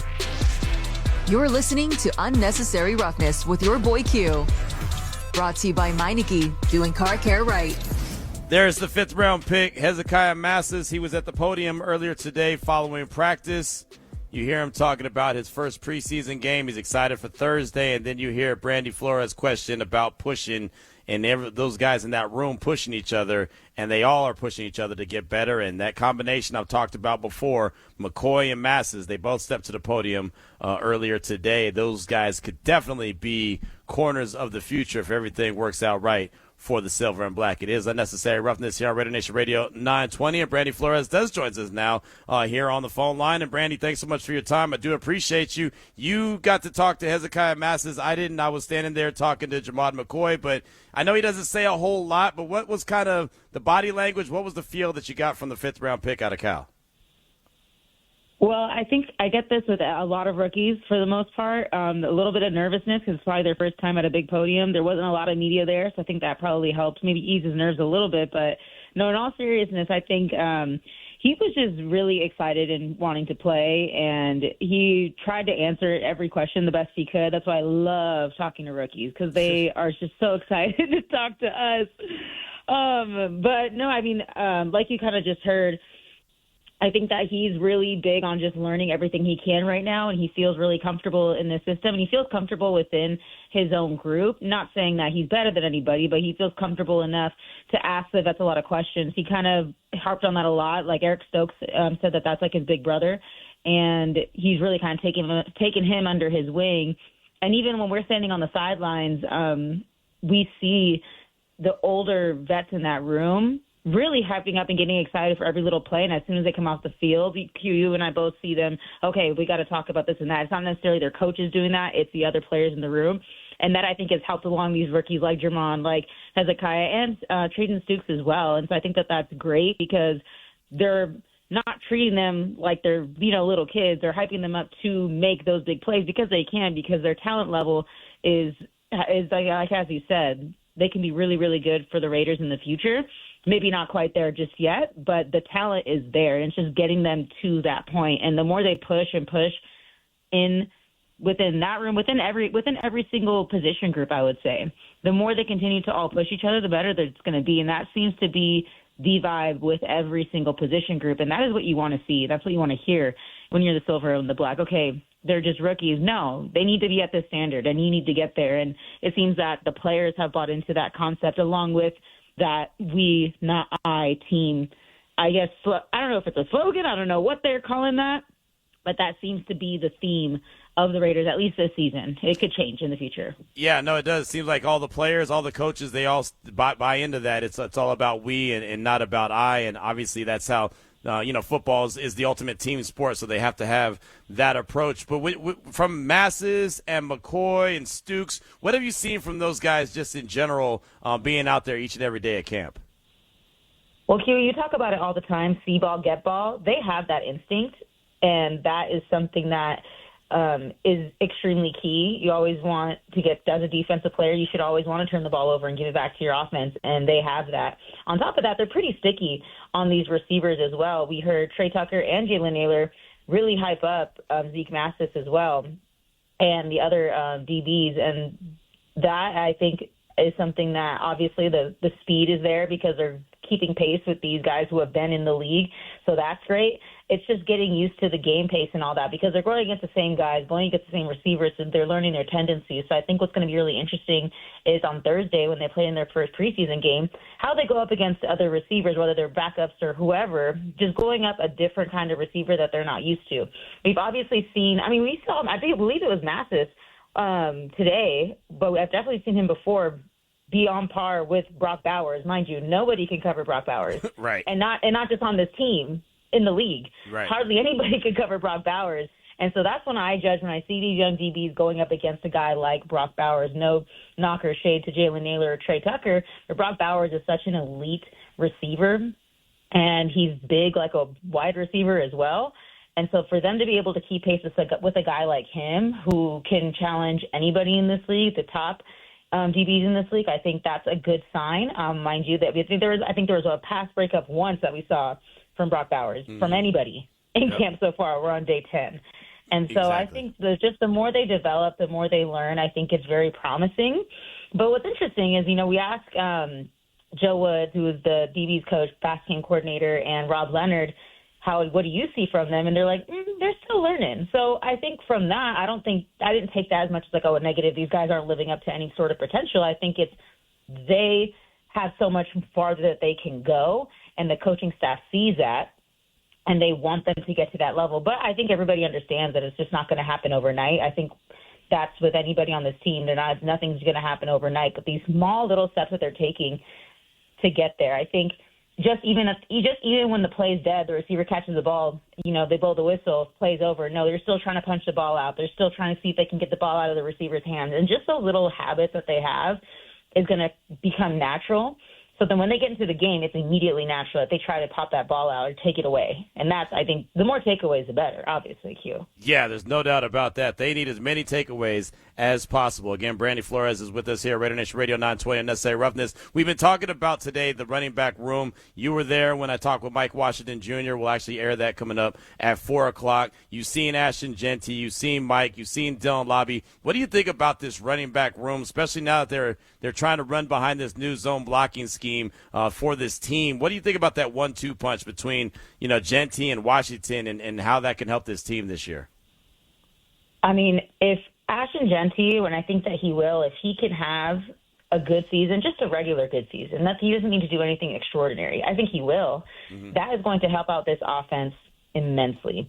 We've kind of seen it with the offensive line in camp. They've done a really good job blocking, setting things up. We've seen receivers block, and they're really utilizing all the manpower they have to set up that run game for success. We saw Clint Kubiak do that, of course, in Seattle with Kenneth Walker, and kind of the similar ways that they're going to be using Ashton Jeanty. And Ashton Jeanty, I think, is better than the Super Bowl MVP, by the way. So I think that this is going to be a really big breakout year for Ashton Jeanty. We're going to actually really get to see what he can do as a running back in this league. And then, of course, Mike Washington, he is just so fast. Ashton Jeanty is really fast, too. But Mike Washington, when he breaks and he finds a hole, gone. I don't really know. It's going to be hard for people to catch him. And he is very strong. He runs like he's pounding on the floor, like he's just like beating the floor with his legs. And I think that that's going to be a fantastic 1-2 punch. And I think that obviously we talk a lot about Fernando Mendoza, who's going to be the receivers, Brock Bowers, but I think Ashton Jeanty is going to have a fantastic year, and they kind of need him to, because if you can't just throw it to Brock Bowers every day, the whole time, because they're going to be on him, right? And even the receivers, like Ashton, everything has to go through the run game, and I think that Andrew Janocko, the OC, and Clint Kubiak understand that, and that has been their philosophy. And this, especially, I just compare it to Seattle, and I think that they can run something very similar, and they will with Ashton. I think Ashton being so young and so hungry as well. I think last year was kind of mentally devastating for him, losing that many games, barely getting a shot out of the backfield just because the offensive line was so bad. And this year, just to Tyler Linderbaum in general, coming back, leading that charge in the middle, and then Colton Miller if he could stay healthy as well. And a JPJ who looks reinvigorated. I didn't really see much of him last year because I got here very, very late, I think the last couple games, but he seems, everybody on that line seems very focused. And I think JPJ, he kind of has an attitude like he wants to prove something. Yeah. And that's a great, great thing to see. Like, I love that. Like, I love that. And I say attitude because he was kind of like, almost like he had a chip on his shoulder. Like, I'm tired of people saying I need to take a step up or I want to take a step up or what about my injuries? Like, no, he's going to prove something. And that's great because that's just going to help out Ashton Jeanty. And I think Mike Washington can learn a lot from Ashton, of course. Yeah, to your point about JPJ, Vinny Bonsignore asked him about this being a big year for him and, him going out to prove, and him being the guy that they expected him to be when they drafted him in the second round. And his response was, yeah, you guys could write that. You can say that if you want to. But he did have a little chip on his shoulder, and I think that's good for players to have a chip on their shoulder. You usually get the best out of them, and it hasn't been a lot of noise around JPJ, but he just seems like he's been very consistent as far as what I've seen so far in camp. What have you seen from him in particular just from the play on the field? Well, I think we see him competing, right, with Caleb Rogers, and I think just that competition alone and him being able to focus on one position on the line, I think it's going to make, first of all, a world of a difference for him. And also, I think there's obviously, we just talked about maybe the little bit of pressure he's putting on himself because he wants to succeed with that chip on his shoulder, but he definitely does have a lot less pressure to be the number one guy on the line because you have a guy like Tyler Linderbaum. Colton Miller is back. And so I think him being able to not only learn from those two guys, especially a guy like Tyler, but for him to just be able to focus on his one thing, that's going to make the world of a difference for him. And I think having a competition, a legitimate competition with Caleb Rogers, and even I see them throwing in the rookie in there too. Like when you're a guy like JPJ and you're trying to prove yourself, okay, now you're going to throw in this rookie here with me too. Like now I got to be like, it's just, but it's instead of him having a negative attitude about it, he's taking it the opposite way. Like, okay, I need to beat these guys out for the spot. And it's not in like any sort of animosity that he feels towards his teammates. It's like, okay, like, and that's exactly what Clint Kubiak wanted. It's what he said the second he got here before we saw anything on the field. Everybody's going to compete for every single position. And I love to see it. I mean, even with the whole Max Crosby and Kirk Cousins, excuse me, it's day 10. It's day 10, Keelan. I'm already saying Kirk Cousins' name. I know. But anyway, I know. but even when that happened and us being able to see these other guys come in, it's like, okay, yeah, Clint Kubiak is not messing around. Mm-hmm. We're going to take everything serious. I think that him encouraging the energy on the practice field, the competition, it's going to ruffle some feathers just naturally because these guys are competitors. They want to win and beat. Doesn't matter if they're silver and black. Of course, that's why they have to be reminded, as Max was reminded, okay, yeah, Kirk Cousins is our quarterback. Let me calm down for a second. Of course, there was no bad blood or anything. And then, of course, Kirk responding to that. So I think it's all great.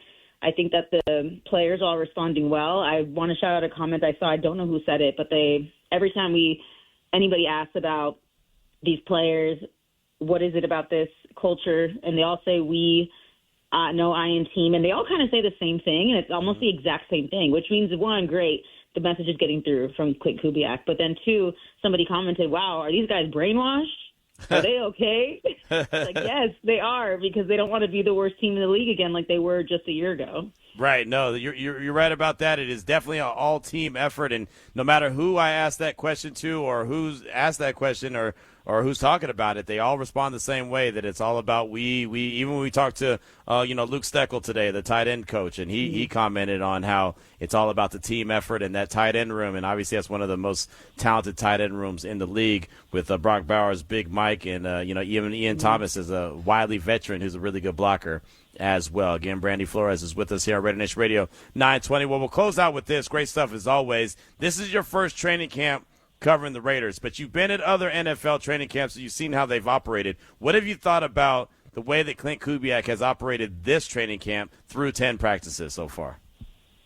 Well, and I'll say this. So my first year was, I believe it was my first ever training camp covering it was the Commanders. They were still owned by Dan Snyder, and Ron Rivera was the head coach, and it just looked very kind of like, and no shade to Ron Rivera or any of that coaching staff. I'm sure they worked really hard, but the players weren't taking it as serious. And then look what happened. They had the second overall pick, and they were a bad team. They get a new coaching staff in there, And same thing, they bring in new guys, very similar situation as you and I talk about all the time on your show.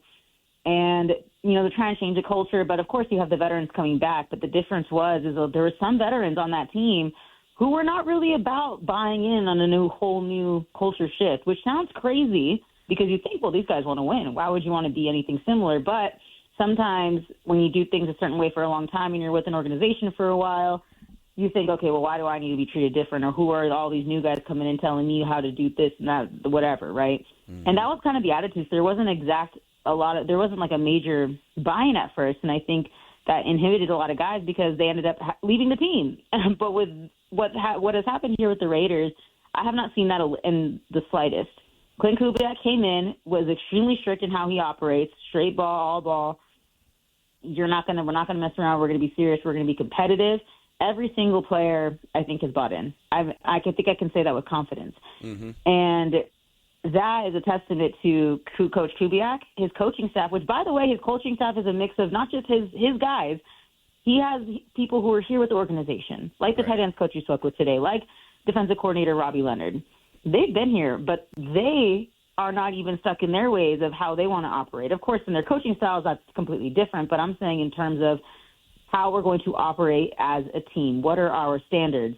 What are our specific ethics? How are we going to be portrayed to the public? All that stuff. And I think the fact that everyone is bought in, and it shows because everything's extremely organized.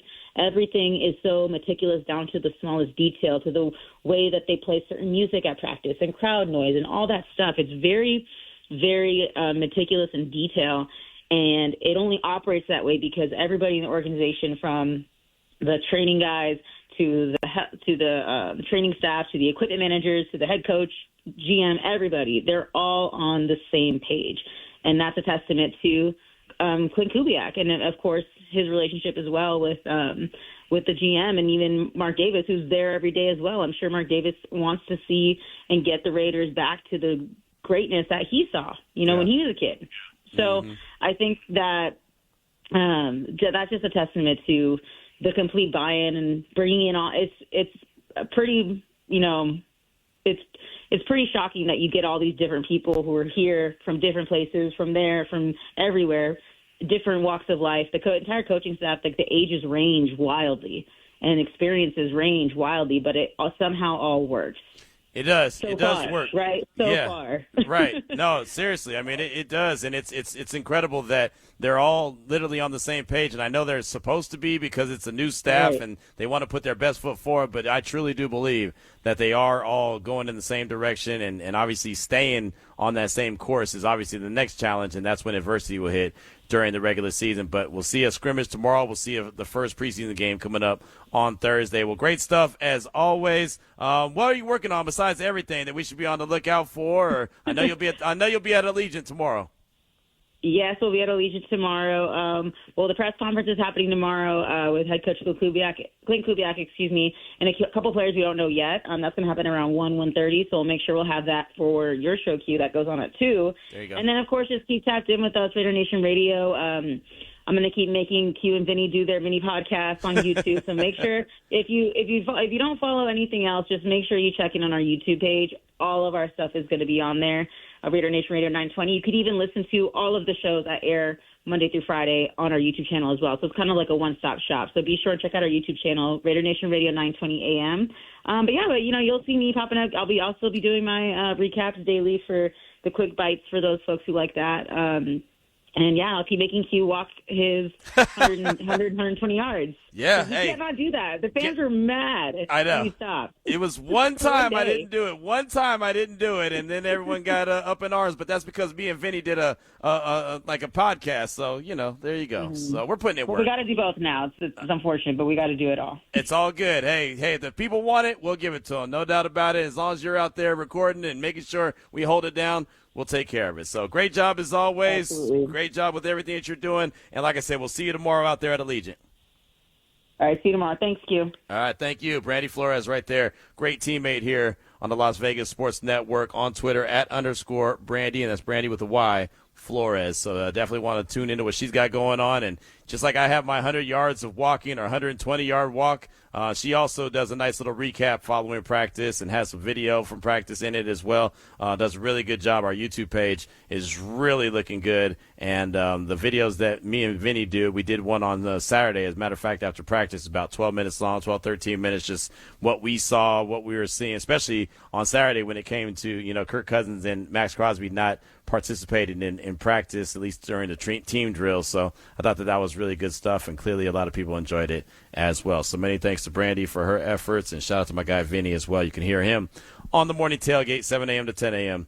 right here on RaiderNation Radio 920. We got my Mike Washington Jr. conversation coming up at the top of the hour, but Ari has winning right now. What you got? Oh, yeah. I got a pair of tickets to see the Spin Doctors at the pool at Sahara, Las Vegas. Oh, Buried the mystery pool. Well, here's more mystery. It's actually not till October 10th, but I did take the liberty of looking up the weather. It looks great. Okay, I was about to say. No issues. You will love it. Yeah, it's going to be like cool clouds. I know it's a long way out, but anyway, pair of tickets right now to see the Spin Doctors at the pool at Sahara, Las Vegas. Tickets will be here for you when the time comes. There'll be in-house tickets. So give me a call right now, 702-365-9200. Caller 9 and must be a Nevada resident. There it is right there. Ari's got you winning. I've got the conversation to kick off hour number 3. Myself and Mike Washington Jr. one-on-one. It's RaiderNation Radio 920. Mike's a rookie. Rookie back in the NFL is hard work, especially in the protection game.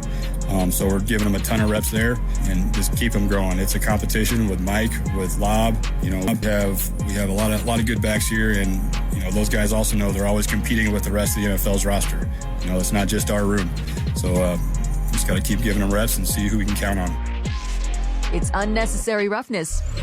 Presented by Meineke, doing car care right. Here's your boy Q. As we kick off hour number 3 of the show, we come into the sound of head coach Clint Kubiak talking about the guy that I caught up with, Mike Washington Jr., the running back out of Arkansas.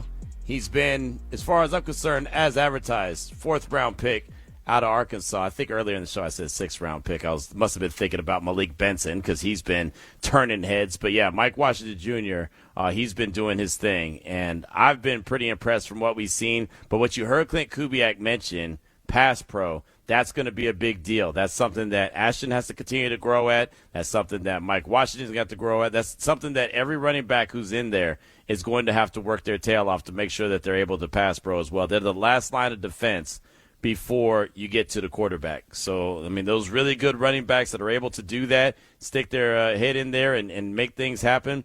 Josh Jacobs was really good at that when he was a member of the Raiders. He was able to, get in there and be that, like I said, that last line of defense. And so that's something that they're going to definitely have to learn, Ashton and Mike Washington Jr. I don't think when Ashton was at Boise State, they were asking him to do too much pass pro. I think he was asked to run the rock some more. Oh, okay, catch this pass out of the backfield. So that's really what it was all about. But to take your game to the next level, that's got to be part of it. But so far, so good as far as I'm concerned for Jeanty, for sure, and Mike Washington Jr. as well. I think he's been catching some attention of plenty of folks out there at training camp each and every day. And on Saturday, I had a chance to catch up with him. Here's that conversation. Here with Raiders running back Mike Washington, and Mike, a couple days now, padded practices. That's when running backs can start to, show what you can do. How are you feeling so far? I feel great. Been able to, go out there, put the pads on, and, finally feel something. I feel like it's been super long since I put on pads, so just to get that feeling back, it felt great. Yeah, you got a smile on your face when you started talking about pads. How much does that physicality and lowering the shoulder? Everyone always goes back to the Texas highlight, right? Yeah. You ran over the Texas linebacker. Like, go look at that highlight. How much do you like that physicality? I love it. I enjoy it. I invite it. But just having pads in general, you get a better look. Mm-hmm. The O-line, D-line are able to, that's the trenches. So, right. They're able to get their work in. We're able to see the holes better, rather than, having jerseys on and, getting tugged. It's just a complete difference. So being able to put the pads on and, see the look and being able to actually watch the film and say, okay, this is how it's going to look. It feels good. What has this been like, this transition from college to now the NFL where everyone's the best of the best? It's been a good experience. I've been learning from the best, talking to, Max Crosby, been talking to a lot of vets. Max Crosby, just talking to him about how he goes about his process, his daily, due diligence, how he came in the league, his mindset, really just trying to adapt that. And then the same thing with the other running backs, Dylan and Ashton Jeanty, how they go about their business with film and things of that nature. So I've just been trying to soak everything in from everybody and learn. What is that room like, that dynamic with Jeanty and you and Dylan, just what you guys bring to the table? Well, they have a lot of experience. I know Jeanty played last year. Dylan, he has 2 years under his belt. But, being able to be under their wing and, after a play in practice, come to them, what did I do wrong, or did you see anything? Like my boy Ashton, he does a great job just telling me, you could have did this better, or you got to see this before, or you got to, before the play, here's your pre-snap, IQs or whatever. Yeah. They do a great job, telling me, what to do. So really appreciate them and, them being in the room. What is it that people don't know about you? They see the speed, they see the power, but what do they not know about you? Just the passion I have for the game. I feel like it's a difference between somebody who has that speed and the power, but you bring speed, power, passion, and actual love for the game. That's somebody, ride or die. Do whatever it takes to win, he's willing to do. Where does that passion come from? What does this game mean to you? It means everything to me. I've been playing since I was 7 years old. This has always been a lifelong dream of mine, and I got here. Now it's time to stay here. Right. So just that love will never fade. Just because I'm here now. Yeah. You know what I mean? And I don't want to leave it. Everything we've heard from every player that we've talked to, coach we talked to, is it's all we. It's no I, right? Yeah. Everyone's completely bought in. Are you seeing that? Are you feeling that? What does that feel like? Definitely. I mean, coming in, you would think competing. Right. And that's what it is. Yeah. But like I mentioned, talking to Jeanty, talking to Dylan, we're all running backs. Right. And, they got, they're trying to make their money too. Yeah. But if we're in the wrong, we go to each other. And that's the thing about the whole team. If somebody's in the wrong on the field, we're all coaching each other up. And that's where that togetherness is coming, because now when we're in a game, somebody says, that was a bad roll, you got to look at this, look at that. We're not combative about it. Right. Just because, we got that brotherhood and that togetherness that we're building in practice. It's one thing to be able to run really well, hit a home run or catch a ball in the backfield, but how important is it to have that in syncness with the offensive line and understand how they're going to block, where you need to be, where they need to be, and just, build off of them as well? Well, you got to know what they're doing. Yeah. You know what they're doing, you play faster, and you're able to see things in the lens of what they're seeing, and then, nothing wrong can happen, and that's what I'm trying. Yeah. How quickly are you able to do that? Get on the same page with them and understand, okay, this is where this play is going to go, and I know exactly what this guy's going to do. Well, really just watching a lot of film, and then really talking with them, talking with the coaches. We have our meetings where, if somebody make a mistake, it's corrected. Right. So that we're on the same page, so that the next time we run it in practice, it's been times where I messed something up in practice, we ran it in a walkthrough that same day, and then I got the same rep again in practice, and that's where the correctiveness comes in the play. Important just to not make the same mistake twice. It sounds like that's what you're trying to work on. Yeah. Just not make the same mistake twice. So on Thursday, you have an actual team coming in, so you're not going up against you. I'm sure you guys are tired of going up against each other, right? Yeah. It's that time. So what is it going to be like for you to step foot on Allegiant Stadium, right, and going up against someone else? It's going to be dope, man. We're ready. We're ready to play. We're ready, to win. At the end of the day, it's a game. Yeah. People, say it's preseason, doesn't matter, and things of that nature. No, it's a game. Yeah. That's our approach. Final question for you. What about Clint Kubiak? He's taken over this program. He's trying to build it in his image. What have you thought about just the process from the coach so far? It's been great. I mean, truly driven guy. Somebody who cares about the team. Somebody who wants to win, right? And I feel like when you have a leader, because that's what he is, our head coach, he's our leader. When you have a leader who is willing to go to war for his guys, who is willing to, who's bought all in, that just makes the team 10 times stronger. Well, good luck on Thursday. Have fun. Yes, sir. Thank you. There you go. Myself and Mike Washington Jr. Fun conversation. Oh, by the way, he's a rookie. I don't know if you noticed that conversation sounded like a veteran, right? Sounded like a guy that's been there, done that, has his head on right.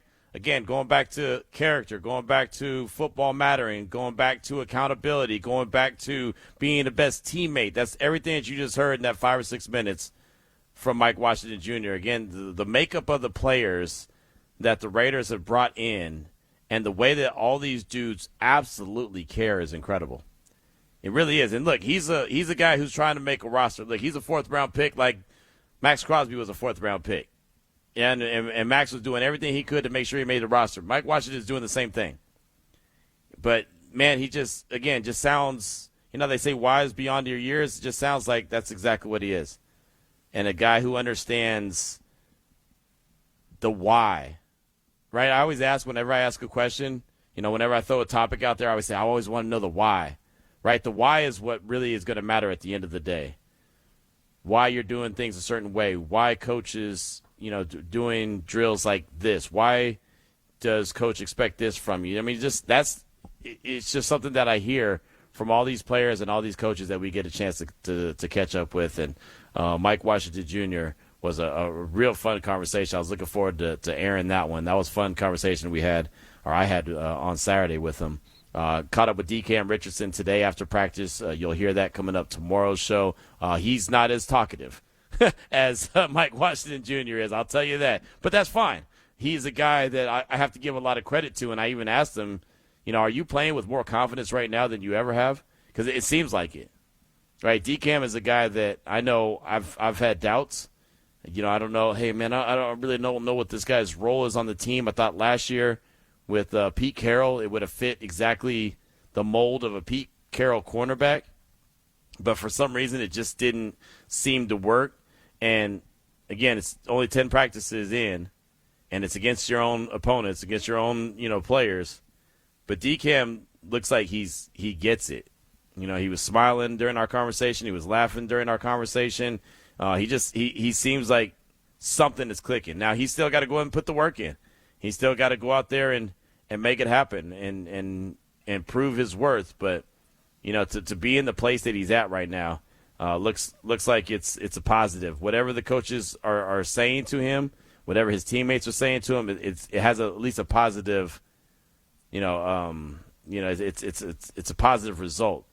It has been so far throughout the course of training camp. So you'll hear that conversation with DCam Richardson coming up tomorrow. But we do want to hear from you, 702-365-9200. We do have a performance that we have to flush coming up in about 20 minutes or so. Of course, brought to you by Moonlight Plumbing, moonlightplumbing.vegas. Definitely appreciate them.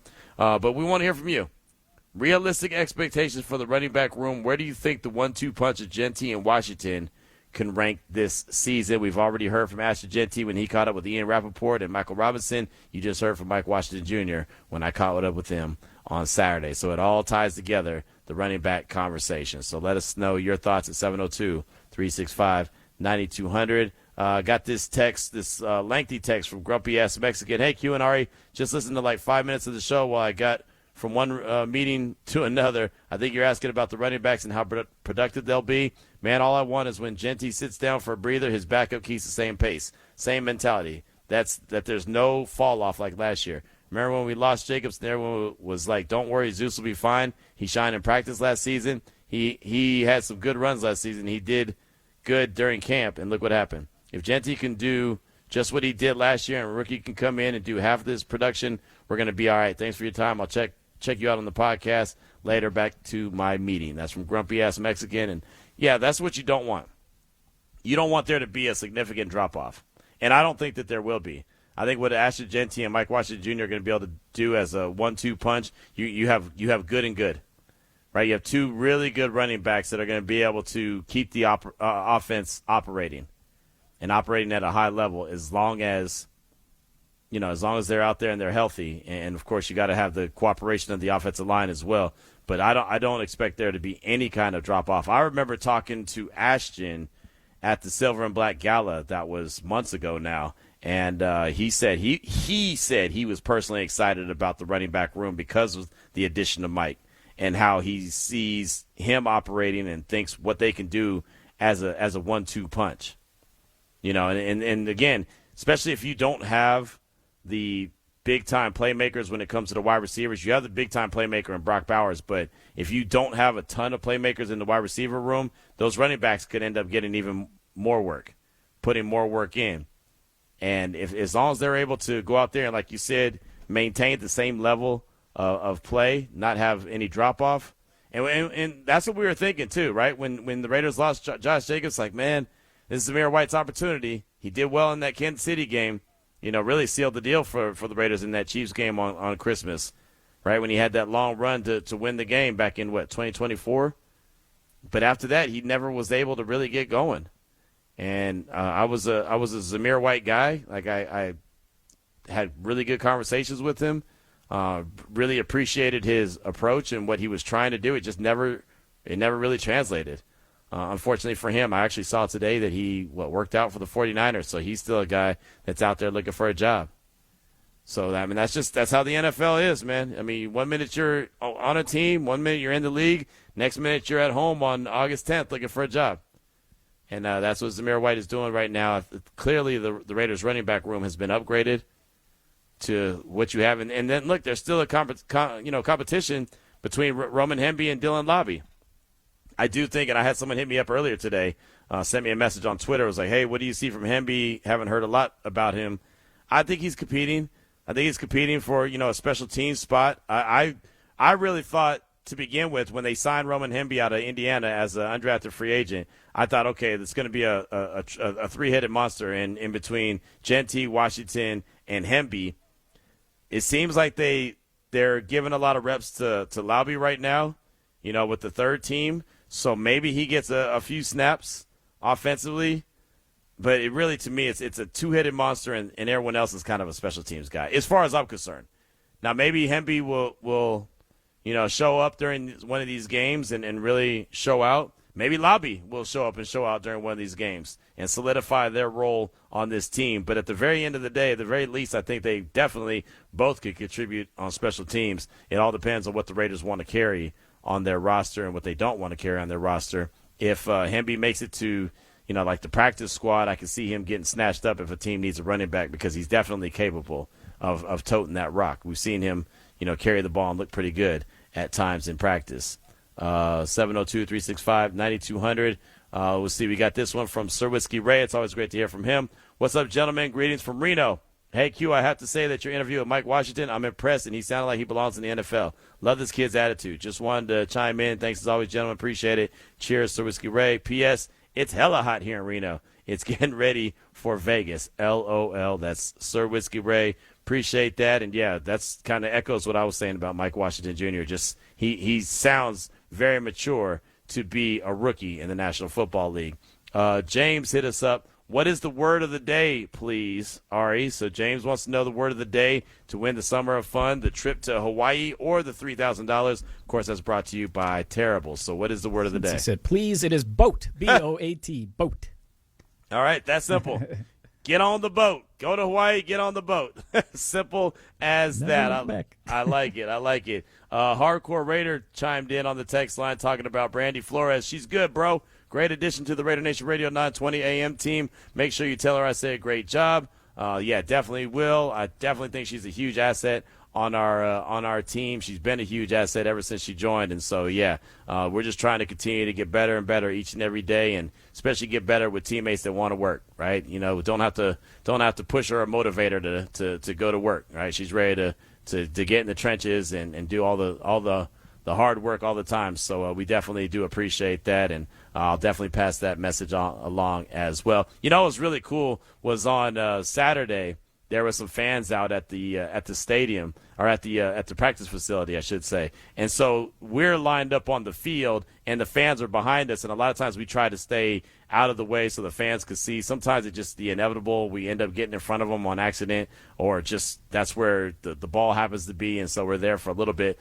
But we got to talk to a handful of fans that were there, just kind of in passing. And it was really cool because Brandy started taking pictures with a bunch of fans and everything, which was really cool. And they're like, oh, we listen to you and stuff like that. And so for her not to even have a show, every day or whatever, but just to have her contributions online on our YouTube page, and to have her recaps that she's doing after practice, and for the fan base to embrace her like that, I thought that was really cool. And so that was fun. And it's always great to see and hang out with Raider Nation at any practice, and whoever we see tomorrow at the scrimmage, we'll get to hang out with and shake your hand and tell you thanks for listening to the show as well.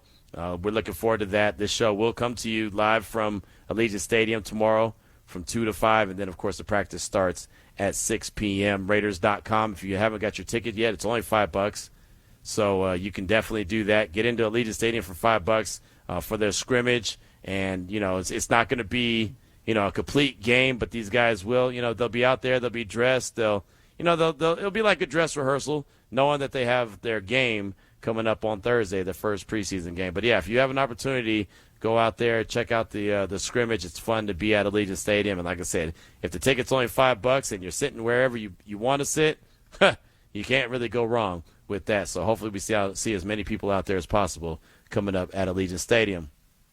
Sean hit us up from the 5 and Dime. He said, hey, Q, if the offensive line stays healthy and they stay healthy, they could potentially be a top 10 to top 15 duo considering strength of schedule and the offensive line continuity. That's Sean in the 5 and Dime. And, look, those two obviously have to stay healthy. The offensive line has to be in place, but you can't average 77 yards per game on the ground. You just can't. I know it's a passing league. I get it. But you're not going to give yourself a chance if you're only averaging 77 yards per game on the ground. You have to be up there. You saw what Seattle was last year. They were around 123, I believe, 123.3 yards per game. The Raiders were at 77.5, the dead last in the league. It just wasn't good enough. Just wasn't. I mean, there's nothing else I can say. They just weren't good enough. And if you get 120, 130 yards per game on the ground, you're giving yourself an opportunity. You're sustaining the ball. You're sustaining drives. Right? We had that conversation last week, Ari, when we were talking about what position group will be talked about or help the Raiders win games. And I said the running backs. That's why, because they have to be successful in this offense. It requires a run game, and when I mean a run game, I don't mean 77.5 yards a game. I mean over a buck 20 every game. They need to get that. That's going to help this offense go. I'm ready for that. Just for the record, I'm excited for this. That's the run game is. I don't see how it won't be. I mean, and I also feel like him coming in, that had to be some kind of a conversation too. Like, what are we going to do with this? So yeah, we'll see what happens. I'm excited. It's coming around soon. I mean, it'll be here before you know it. That's for sure. That is for sure. It's pretty exciting. Just again, it's exciting for me because I'm seeing how it's being put together. I'm seeing it every day. I'm hearing from coaches. I'm hearing from players. I'm seeing how they interact on the field.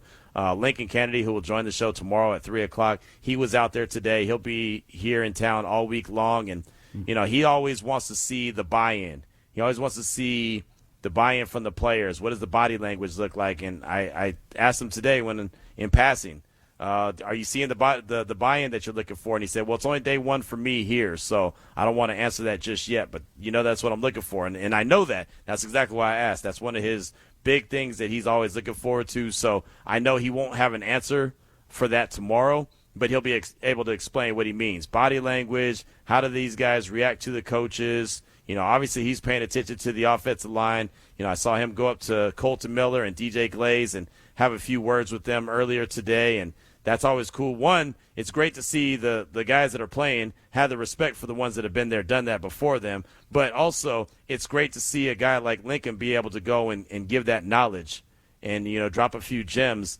on them as well and just kind of pass along a couple words. I see that with Kirk all the time when he's out there talking. Like I saw him, man, it was so cool. I was standing there. It was me, and I want to say it was Paul Gutierrez. We were standing there, and Quay Walker and Nakobe Dean had came over with the linebackers coach, and they were all having a conversation. But it's not like me and Paul walked up on them. They literally walked to where we were. So I just didn't move. I just stayed there like this is where we're supposed to be. And so you can hear them, just coaching each other up and okay, this is what you're looking for. And then Kirk Morrison came up to us and started talking to me and Paul, and then a couple seconds later, he walked over and started talking to Quay and Nakobe and the linebackers coach. And I looked at Paul and was like, are we looking at these three linebackers all having communications and breaking it down? So that's the cool thing. And then to be able to have guys like Kirk and Lincoln and others on the show to, not tell us the secret sauce, not tell us the conversation that they're having, but give us an explanation or understanding of where these guys' minds are at and what they're trying to achieve and what the goal is. And they know firsthand because they're in those conversations. And just to see all the alumni that have been around the team the last, there's been 10 practices. There was one practice where there was a handful of alumni out there. To see Richie Incognito sit down with Paul G and sit in the studio and break down some offensive line conversations. That, I talk about doing the pregame and postgame show for the preseason game, which that's a huge opportunity for me. I love that opportunity, but I'm also getting to do those shows with Lincoln Kennedy. So, I'm sitting down and it's me and him. I'm learning from him.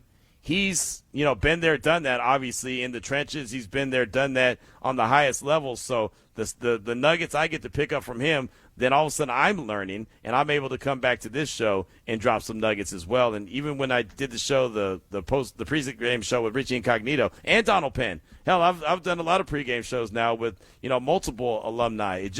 You just learn so much by trying to put yourself in their shoes and see what they see through their eyes as opposed to what I see through my eyes. I see one thing, but they can say, okay, this is what you're seeing, but here's something else. Here's something else to look at too. So that's where the opportunity to have these former players on the show or doing shows with them, where that benefits and helps me out, because I feel like whatever I can do, I can bring you back a more accurate conversation and help learn you a little something too, right? That's the goal. That's the goal every single day, is for us all to get a little bit smarter and have a better understanding of what the goal is, what they're trying to achieve, and how they're trying to achieve it. And hopefully we do a really good job of that. We do the best we can each and every day here on RaiderNation Radio 920. So we do want to continue to hear from you at 702-365-9200 when it comes to the running back room. Realistic expectations for that room. Where do you think the 1-2 punch of Jeanty and Washington can rank this season? It doesn't necessarily have to be top 10, top 15. You could say, hey, I'm thinking that they need to hit 120, 130 yards a game. Whatever you think. Just let us know what that 1-2 punch, in your opinion, can do. Again, 702-365-9200. We'll hear from you, and there's a performance or a series of performances that we have to flush. We'll do that all next here on RaiderNation Radio 920. This is Ashton Jeanty of the Las Vegas Raiders, and you're listening to Unnecessary Roughness on RaiderNation Radio.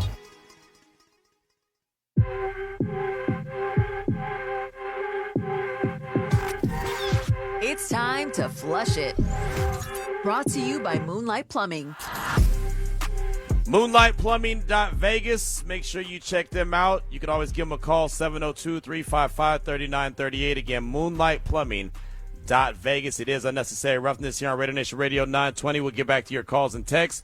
Realistic expectations for the running back room. Where do you think the 1-2 punch of Ashton Jeanty and Mike Washington Jr. can rank this season? Let me know your thoughts overall when it comes to the rushing attack. But today's flushing of the performance comes from Major League Baseball, and it's really an odd one today. And it's really surprising to me that I'm even flushing this, because this is coming from the team that everyone has coined the Avengers, or the LA Dodgers. And it's wild because I just gave them the Cadillac of the Week award last week when they acquired Tarek Skubal. I thought, oh man, they just got the best pitcher in baseball. They're about to take off. Well, they've now lost 3 straight series. They were swept in 2 of them by the Red Sox and the Cubs. As a matter of fact, the Cubs series is when they acquired Skubal, and they just lost 2 out of 3 to the Diamondbacks. So if you're counting at home, the Dodgers now have lost 8 out of 9 games.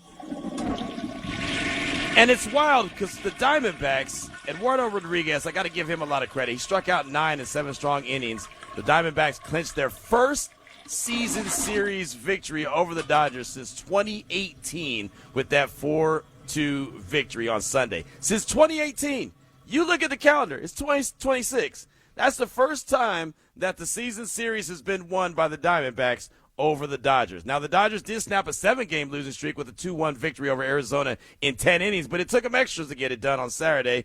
And then, of course, they went back to take another L on Sunday. The NL West leading Dodgers have lost 3 consecutive series for the first time since August 29th to September 7th in 2025. Now, look, don't get me wrong.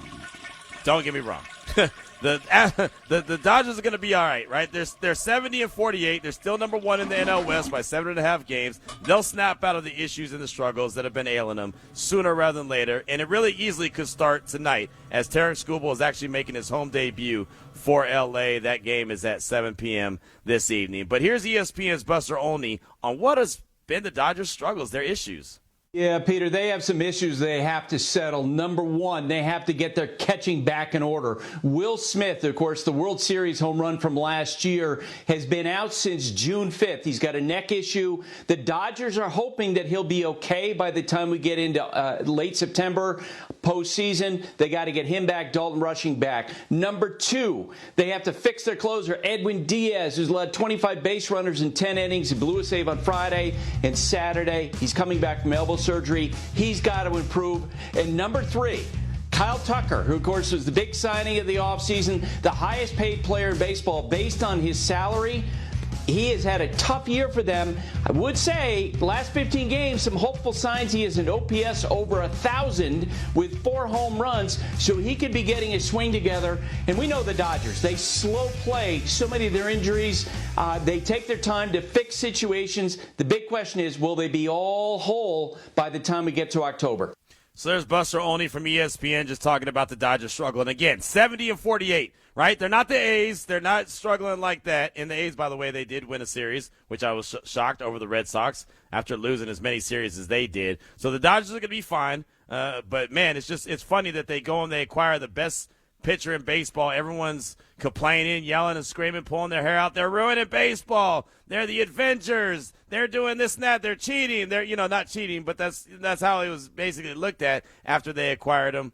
And all they do is go on to lose as many as they have and have lost now 3 series in a row, 8 out of 9 games. It's their longest drought this season. So that's it. That's all. That's the flushing of the Dodgers. Like I said, Scuba will be on the mound tonight from making his home debut for the Dodgers, and I'm sure he'll probably get back to winning ways. And next time we talk about him, they'll probably be on an 8 or 9 game winning streak. But that was the flushing of the performance, or the multiple performances from the L.A. Dodgers. Of course, that's brought to you by Moonlight Plumbing, moonlightplumbing.vegas. From sunup till moonlight, affordable, dependable plumbing, professionals serving Las Vegas since 2016. You know that they mean business. They're veteran-owned and operated. The company handles jobs big and small, from leaky faucets and water heaters to commercial installs, including grease interceptors. Military and first responder discounts are available because of all things that can't be flushed down the drain. Time and money should not be two of them. Again, moonlightplumbing.vegas. You can give them a call at 702-355-3938, or, as I mention all the time, the easiest way to get a hold of them is on their website, moonlightplumbing.vegas. Flush It is brought to you by Moonlight Plumbing. Affordable, dependable plumbing professionals serving Las Vegas since 2016. We mean business. Now we hear from you, 702-365-9200. We get back down to business. We ask you the question about the running back room, realistic expectations for that room. Where do you think the 1-2 punch of Jeanty and Washington can rank this season? This text comes from our guy Rob in Oakland. It's always great to hear from Rob. He said, I like the skill sets of our running backs and believe that they will complement each other well. I recognize the production of the running backs depend on the cohesion of the offensive line. It'll also depend on the defense keeping up close in games. I like that any of our running backs could take a routine 4 or 5 yard gain and turn it into an explosive 40-yard run late in the fourth quarter of a tight game. If we keep the score close, there's no reason we can't be in the top 15 in rushing. That's Rob in Oakland. So there you go. Really good text from him as always. They can turn something small into something big, which is really good. That's a plus right there. So that's what this team is going to need, in my opinion, to make this offense go. Is they're going to have a solid run game, and I do think that they can have that run game. The offensive line's got to be in point, and we've seen this zone blocking scheme. We've seen it work really well. As long as the O-line is doing what they're supposed to do and the running backs are in sync with them. And that's why that was part of the conversation I had with Mike Washington about just being on the same page and being patient. And then when it's time to stick your foot in the dirt and go, that's exactly what you do. So, Rob, thanks so much for the text. Definitely appreciate you. Burke, flush this segment, not funny. Hey, I like that because every time I do that and you say – you always comment on it. So it's motivated enough for you to text about it. So that's cool, right? You know, what do they always say? Like, no publicity is bad publicity. it emotionally drives you to text and decide that you have to criticize it every time that you hear it. You know, you have options. You could just, I don't know, not listen to it if you don't enjoy it. I personally enjoy it. I like to talk about a lot of different subjects, and so we do. And the fact that you decide that you have to text about it every single time you hear it, I guess it's doing its work. Because I'm sure you'll remember moonlightplumbing.vegas, regardless. So I do appreciate that. So keep that powerful, positive feedback coming, Burke. We do appreciate you. Let's go out to the phone lines, talk to our guy, Raider Mike. Raider Mike, welcome to the show. What's on your mind? Been a minute, my brother. How you been, sir. bro? I'm great, man. How are you? What's up, boys? I'm good. Good. Beautiful weather here in Carolina. Are the Dodgers gotten so much heat from national and local radio, I'm sure, that they just said, all right, we're gonna punk a couple games here. Nah, series. They'll be okay. They'll be okay. They're just struggling. Be okay. Yeah. But me and you love to see them struggle. Yeah. That was our biggest gut punch ever in I know. 88. I know. When Gibson did that jack. Yeah. So, you whatever. As far as the running back room, we haven't been in this good a shape since Garner and Wheatley. And not even close. Our boy Jeremy Green, he's over in Greenville now. He's on Fox instead of ESPN. He rated Washington a first-round pick. Oh. And he did.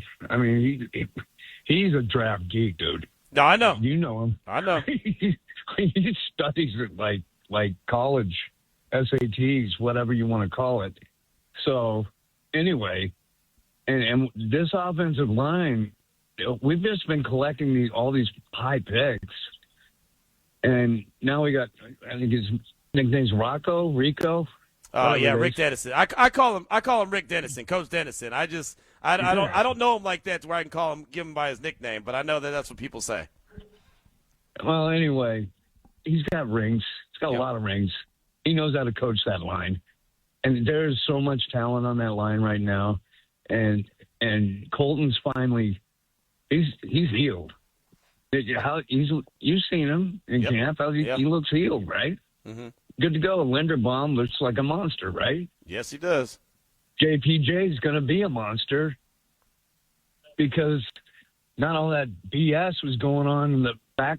Oh, man, the stories I've heard, I'm not going to get into them, about what really went on with that coaching staff and what's his face? Trying to forget him. Chip Kelly. Yeah. There was a big issue there. It's like, what a circus. That's what's so special about this year. There's no circus going on. There's just nothing going on other than everyone in the country trying to trade Max now because he had a fight with Kirk Cousins. So, enjoy yourself, national pundit idiots. Max is happy now. He's a Raider. He never wanted to go to Baltimore.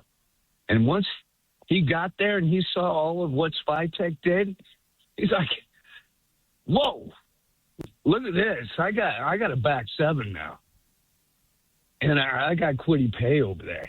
And Malcolm, I hear, is looking really good. Like, he's not tentative on that leg anymore. No, he's not. So, everything's good, Q. You've known me for, 6-7 years now, and I'm just happy. I'm happy. Nice. I've not been happy since we've known each other about the Raiders. Me and you have yelled about Sorry, the Raiders for a long time. Sorry, I didn't hold up my my end of the bargain. I love you like a brother, bro. But we always look through rose-colored Raider glasses, silver and black glasses. We always tried to make sense of what we've been doing since RaiderNation started and the previous 15, 20 years. So, no, everything, you would hear me just going nuts. Hey, guys, I better get off the line. I blew that one. Sorry, guys. Raiders, I'm out, boys. Peace. All right, there he goes, Raider Mike. Thank you for the call. Appreciate you. Ari caught that one. Ari's good on the draw. Still a family show. It's funny though. Mike mentioned Jeremy Green, and Jeremy Green is one of our mutual friends who is a big draft dude. Like, I see him at the draft every year. We have great conversations. So I literally just sent him a text while Mike was talking. Thoughts on Mike Washington Jr.? His response, I love that kid. He's going to be the receiving back. Some of the tape on him terrified me for Petrino at UNC. If you can't use his receiving skills, which he couldn't, I think you need Jameer or Bijan to do it. He's a dude, got recruited as a DN by a couple schools too. He's a great talent. So there you go. That was Jeremy's response to my question about Mike Washington. And like I said, he's at the combine. He's at the draft. He's everywhere. He does exactly what Raider Mike said. He definitely deep dives into the draft every single year, and he has something on just about everyone. And if he doesn't, he'll get something for you on that person quick, fast, and in a hurry. That's one thing I do enjoy doing is watching the couple rounds of the draft with Jeremy on site. And this year it was in Pittsburgh. Last year it was in Green Bay. Raider Mike, thanks so much for that call. Do appreciate you. Let's keep that party rolling. Let's go out to the phone lines, talk to our guy Bernard. Bernard, welcome to the show. What's on your mind? Hey, what's up, Q? Great show. Hey, I think you said it on your Locked On show because I listened to that earlier today. 120 yards, man. I think somewhere around there. When you shouted out that stat, I think 77 and a half yards a game. It's just that seems like I don't know. How can they? We knew they was bad, but when you hear the numbers on how bad things were, it just makes you go, goodness gracious. So I think they're gonna do that better. Just with Kubiak's scheme alone, I think they can make up 30 yards or 40 yards. You know what I mean, and get into that 120 yard range. So that's what I'm looking for. They just too talented. The running backs in the improved scheme. And Q, I think that was staged, man. I don't really have conspiracy theories, but Max don't like to take time off, right? And Kirk Cousins, he's not going after Max. I think that's an easy way to get Fernando with first team reps, and Max ain't playing, and you can get the other guys. Max isn't practicing, I should say. And you can get the other guys and get a good look at them.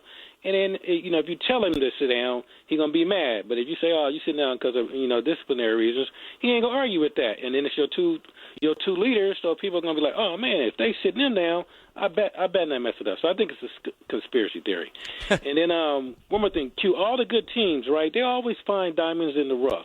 Yep. And the Raiders have done it over the years, but with the coaching changes, there's never really any continuity. So I'm going to just throw you two names. Nate Hobbs. We fell in love with Nate Hobbs. Yeah. We was like, man, this dude. And then, he got hit by the injury bug, and I think they didn't want to sign him because of his injuries. Yep. But man, Nate Hobbs balled out, but then he kept getting dinged up. And then Hunter Renfrow, another diamond in the rough. He had that year, and then I think after that concussion against the Cardinals where he fumbled the ball and he ran it back for the touchdown and Raiders lost the game, it's like he never was the same. So maybe this year, Masses and Benson's can be those diamonds in the rough. They're young, and then we can build for the future. And same thing with McCoy. I think he's not even 21 years old yet. So the Raiders got to find those diamonds in the rough so they can build the future. Look forward and build, for the future, and no better way to do it than with young, promising guys. So I think it's looking up, but just think about that. Hobbs and Renfrow, they was on an upward swing, and then just unfortunately injuries kind of took them out. So maybe we find those diamonds in the rough, low draft picks, and build from there, because you ain't going to hit on all your picks. But if you hit those middle ones, that's what the good teams do, and they can build for the future. So, but 120 yards, Hugh, I think they can definitely do that, if not more. I like it, Bernard. Thanks for the call. Definitely appreciate you. And you're right. I mean, most of the teams are made up of middle round picks or later round picks, right? I mean, your team's not just made up of first round picks and second round picks. You have to be able to hit on some later round guys. And like you said, find some diamond in the rough. Look, that's why the Rams are so willing to give up their first round picks all the time, because they have such a really good scouting team.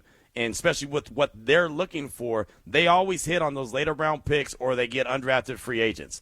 That's why they went so many years without a first-round pick, and they were okay with it.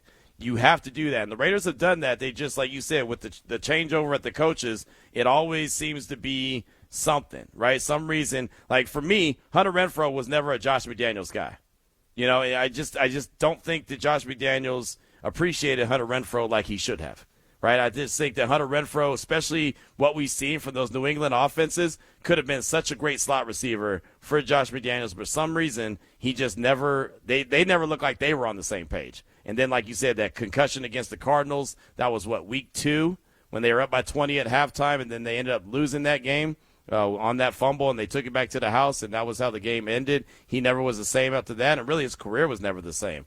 I know he made a quick return, but as I don't believe he's even in the league right now. I think that he got signed by the Panthers after sitting out for a year, and I think that was it. So he's currently unemployed, and I think he's comfortable with that as well. He had a nice little run, but he was a hell of a player. Nate Hobbs, you're spot on about him. It was just injuries.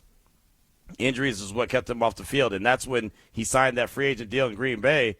You know, everyone asked me, well, man, how good is this player? I said, he's really good when healthy. The question is he can't stay healthy, and then you see he didn't last long in Green Bay, and now he's with the 49ers on a 1-year deal. So, for him, it's all about health. But Masses, 5th-round pick, Benson, 6th-round pick, Mike Washington Jr., 4th-round pick. Like these guys that we're talking about, McCoy, 4th-round pick, who's got a massive chip on his shoulder. We got a chance to talk to him today, and he said he ain't going to forget all those teams that, passed on him. And that's what you want. You want these guys to be motivated and have some kind of burn in their belly to get out there and be the best player that they can be. So thanks so much for that call. Do appreciate it. Keep that feedback coming at 702-365-9200. We'll come back, close out the show. We'll do it next here on RaiderNation Radio 920. We are back. Just got a couple minutes left. Unnecessary Roughness, RaiderNation Radio 920. So let's go ahead and hustle up to the phone lines. Start out in San Diego with Raider Mace. Raider Mace, welcome to the show.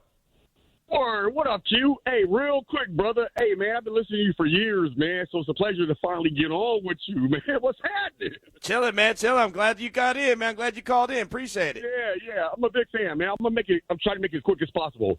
Hey, look, the Max Crosby and Kirk Cousins thing. Hey, look, I'm glad that Kirk Cousins stood up to him. Max Crosby has been blowing up cats for years. Mm-hmm. I remember he did something with Michael Mayer a couple of years back, and then also I think he blew up Gardner Minshew. But hey, man, he has to turn that to the other teams. And I get that, and he shouldn't change who he is, but he got to calm it down a little bit. And for the record, he's the only Raider that I have both jerseys. I have the home jersey and the away jersey for Max Crosby. Nice. Hey, I put him up there with my favorite Raider, the assassin, Jack Tatum. So I hope that he doesn't change, but he needs to hear that. That's it, Q. Love you, brother. Hey, great call, man. Great call. Please don't let that be your last one, man. That was fantastic. Raider Mason, San Diego. And, yeah, Max is going to be Max, man. He's got to always be Max. But, he knows that going up against his own guys, he's got to be careful. Those red jerseys, he's definitely got to be careful. Speaking of jerseys, how about Mitch, Money Mitch? Welcome to the show. What you got? What's poppin', Q? How you doing, Ari? I'm good, man. You got a minute, brother? Well, got a minute. Tick, tick, tick, tock. First of all, I'm sure Fernando was rooting for Max. I'm just kidding. And don't worry about the Dodgers. Don't worry about it. Okay, we got it. We're winning his words. He's going to sign. He's not going back to Detroit. They don't have the money, like half the teams. We'll win 3P and there'll be a big strike. Unbelievable. Yeah, and I remember I know you're an Oakland guy. I remember it was like yesterday. Yep. Conseco, the ball bounced off his head. Maguire, he's 6'6". What do you have to cheat for? Anyway, I love these three running backs. I love the the tailbacks that we have. Maybe we can have both Jeanty and Washington together in the same backfield with the two hands. And it just kind of reminds me of Marcus Allen and Bo Jackson. There it is. There it is. Money Mitch, I had to flush you. Only got 5 seconds left. 2 seconds. 1 second. No second.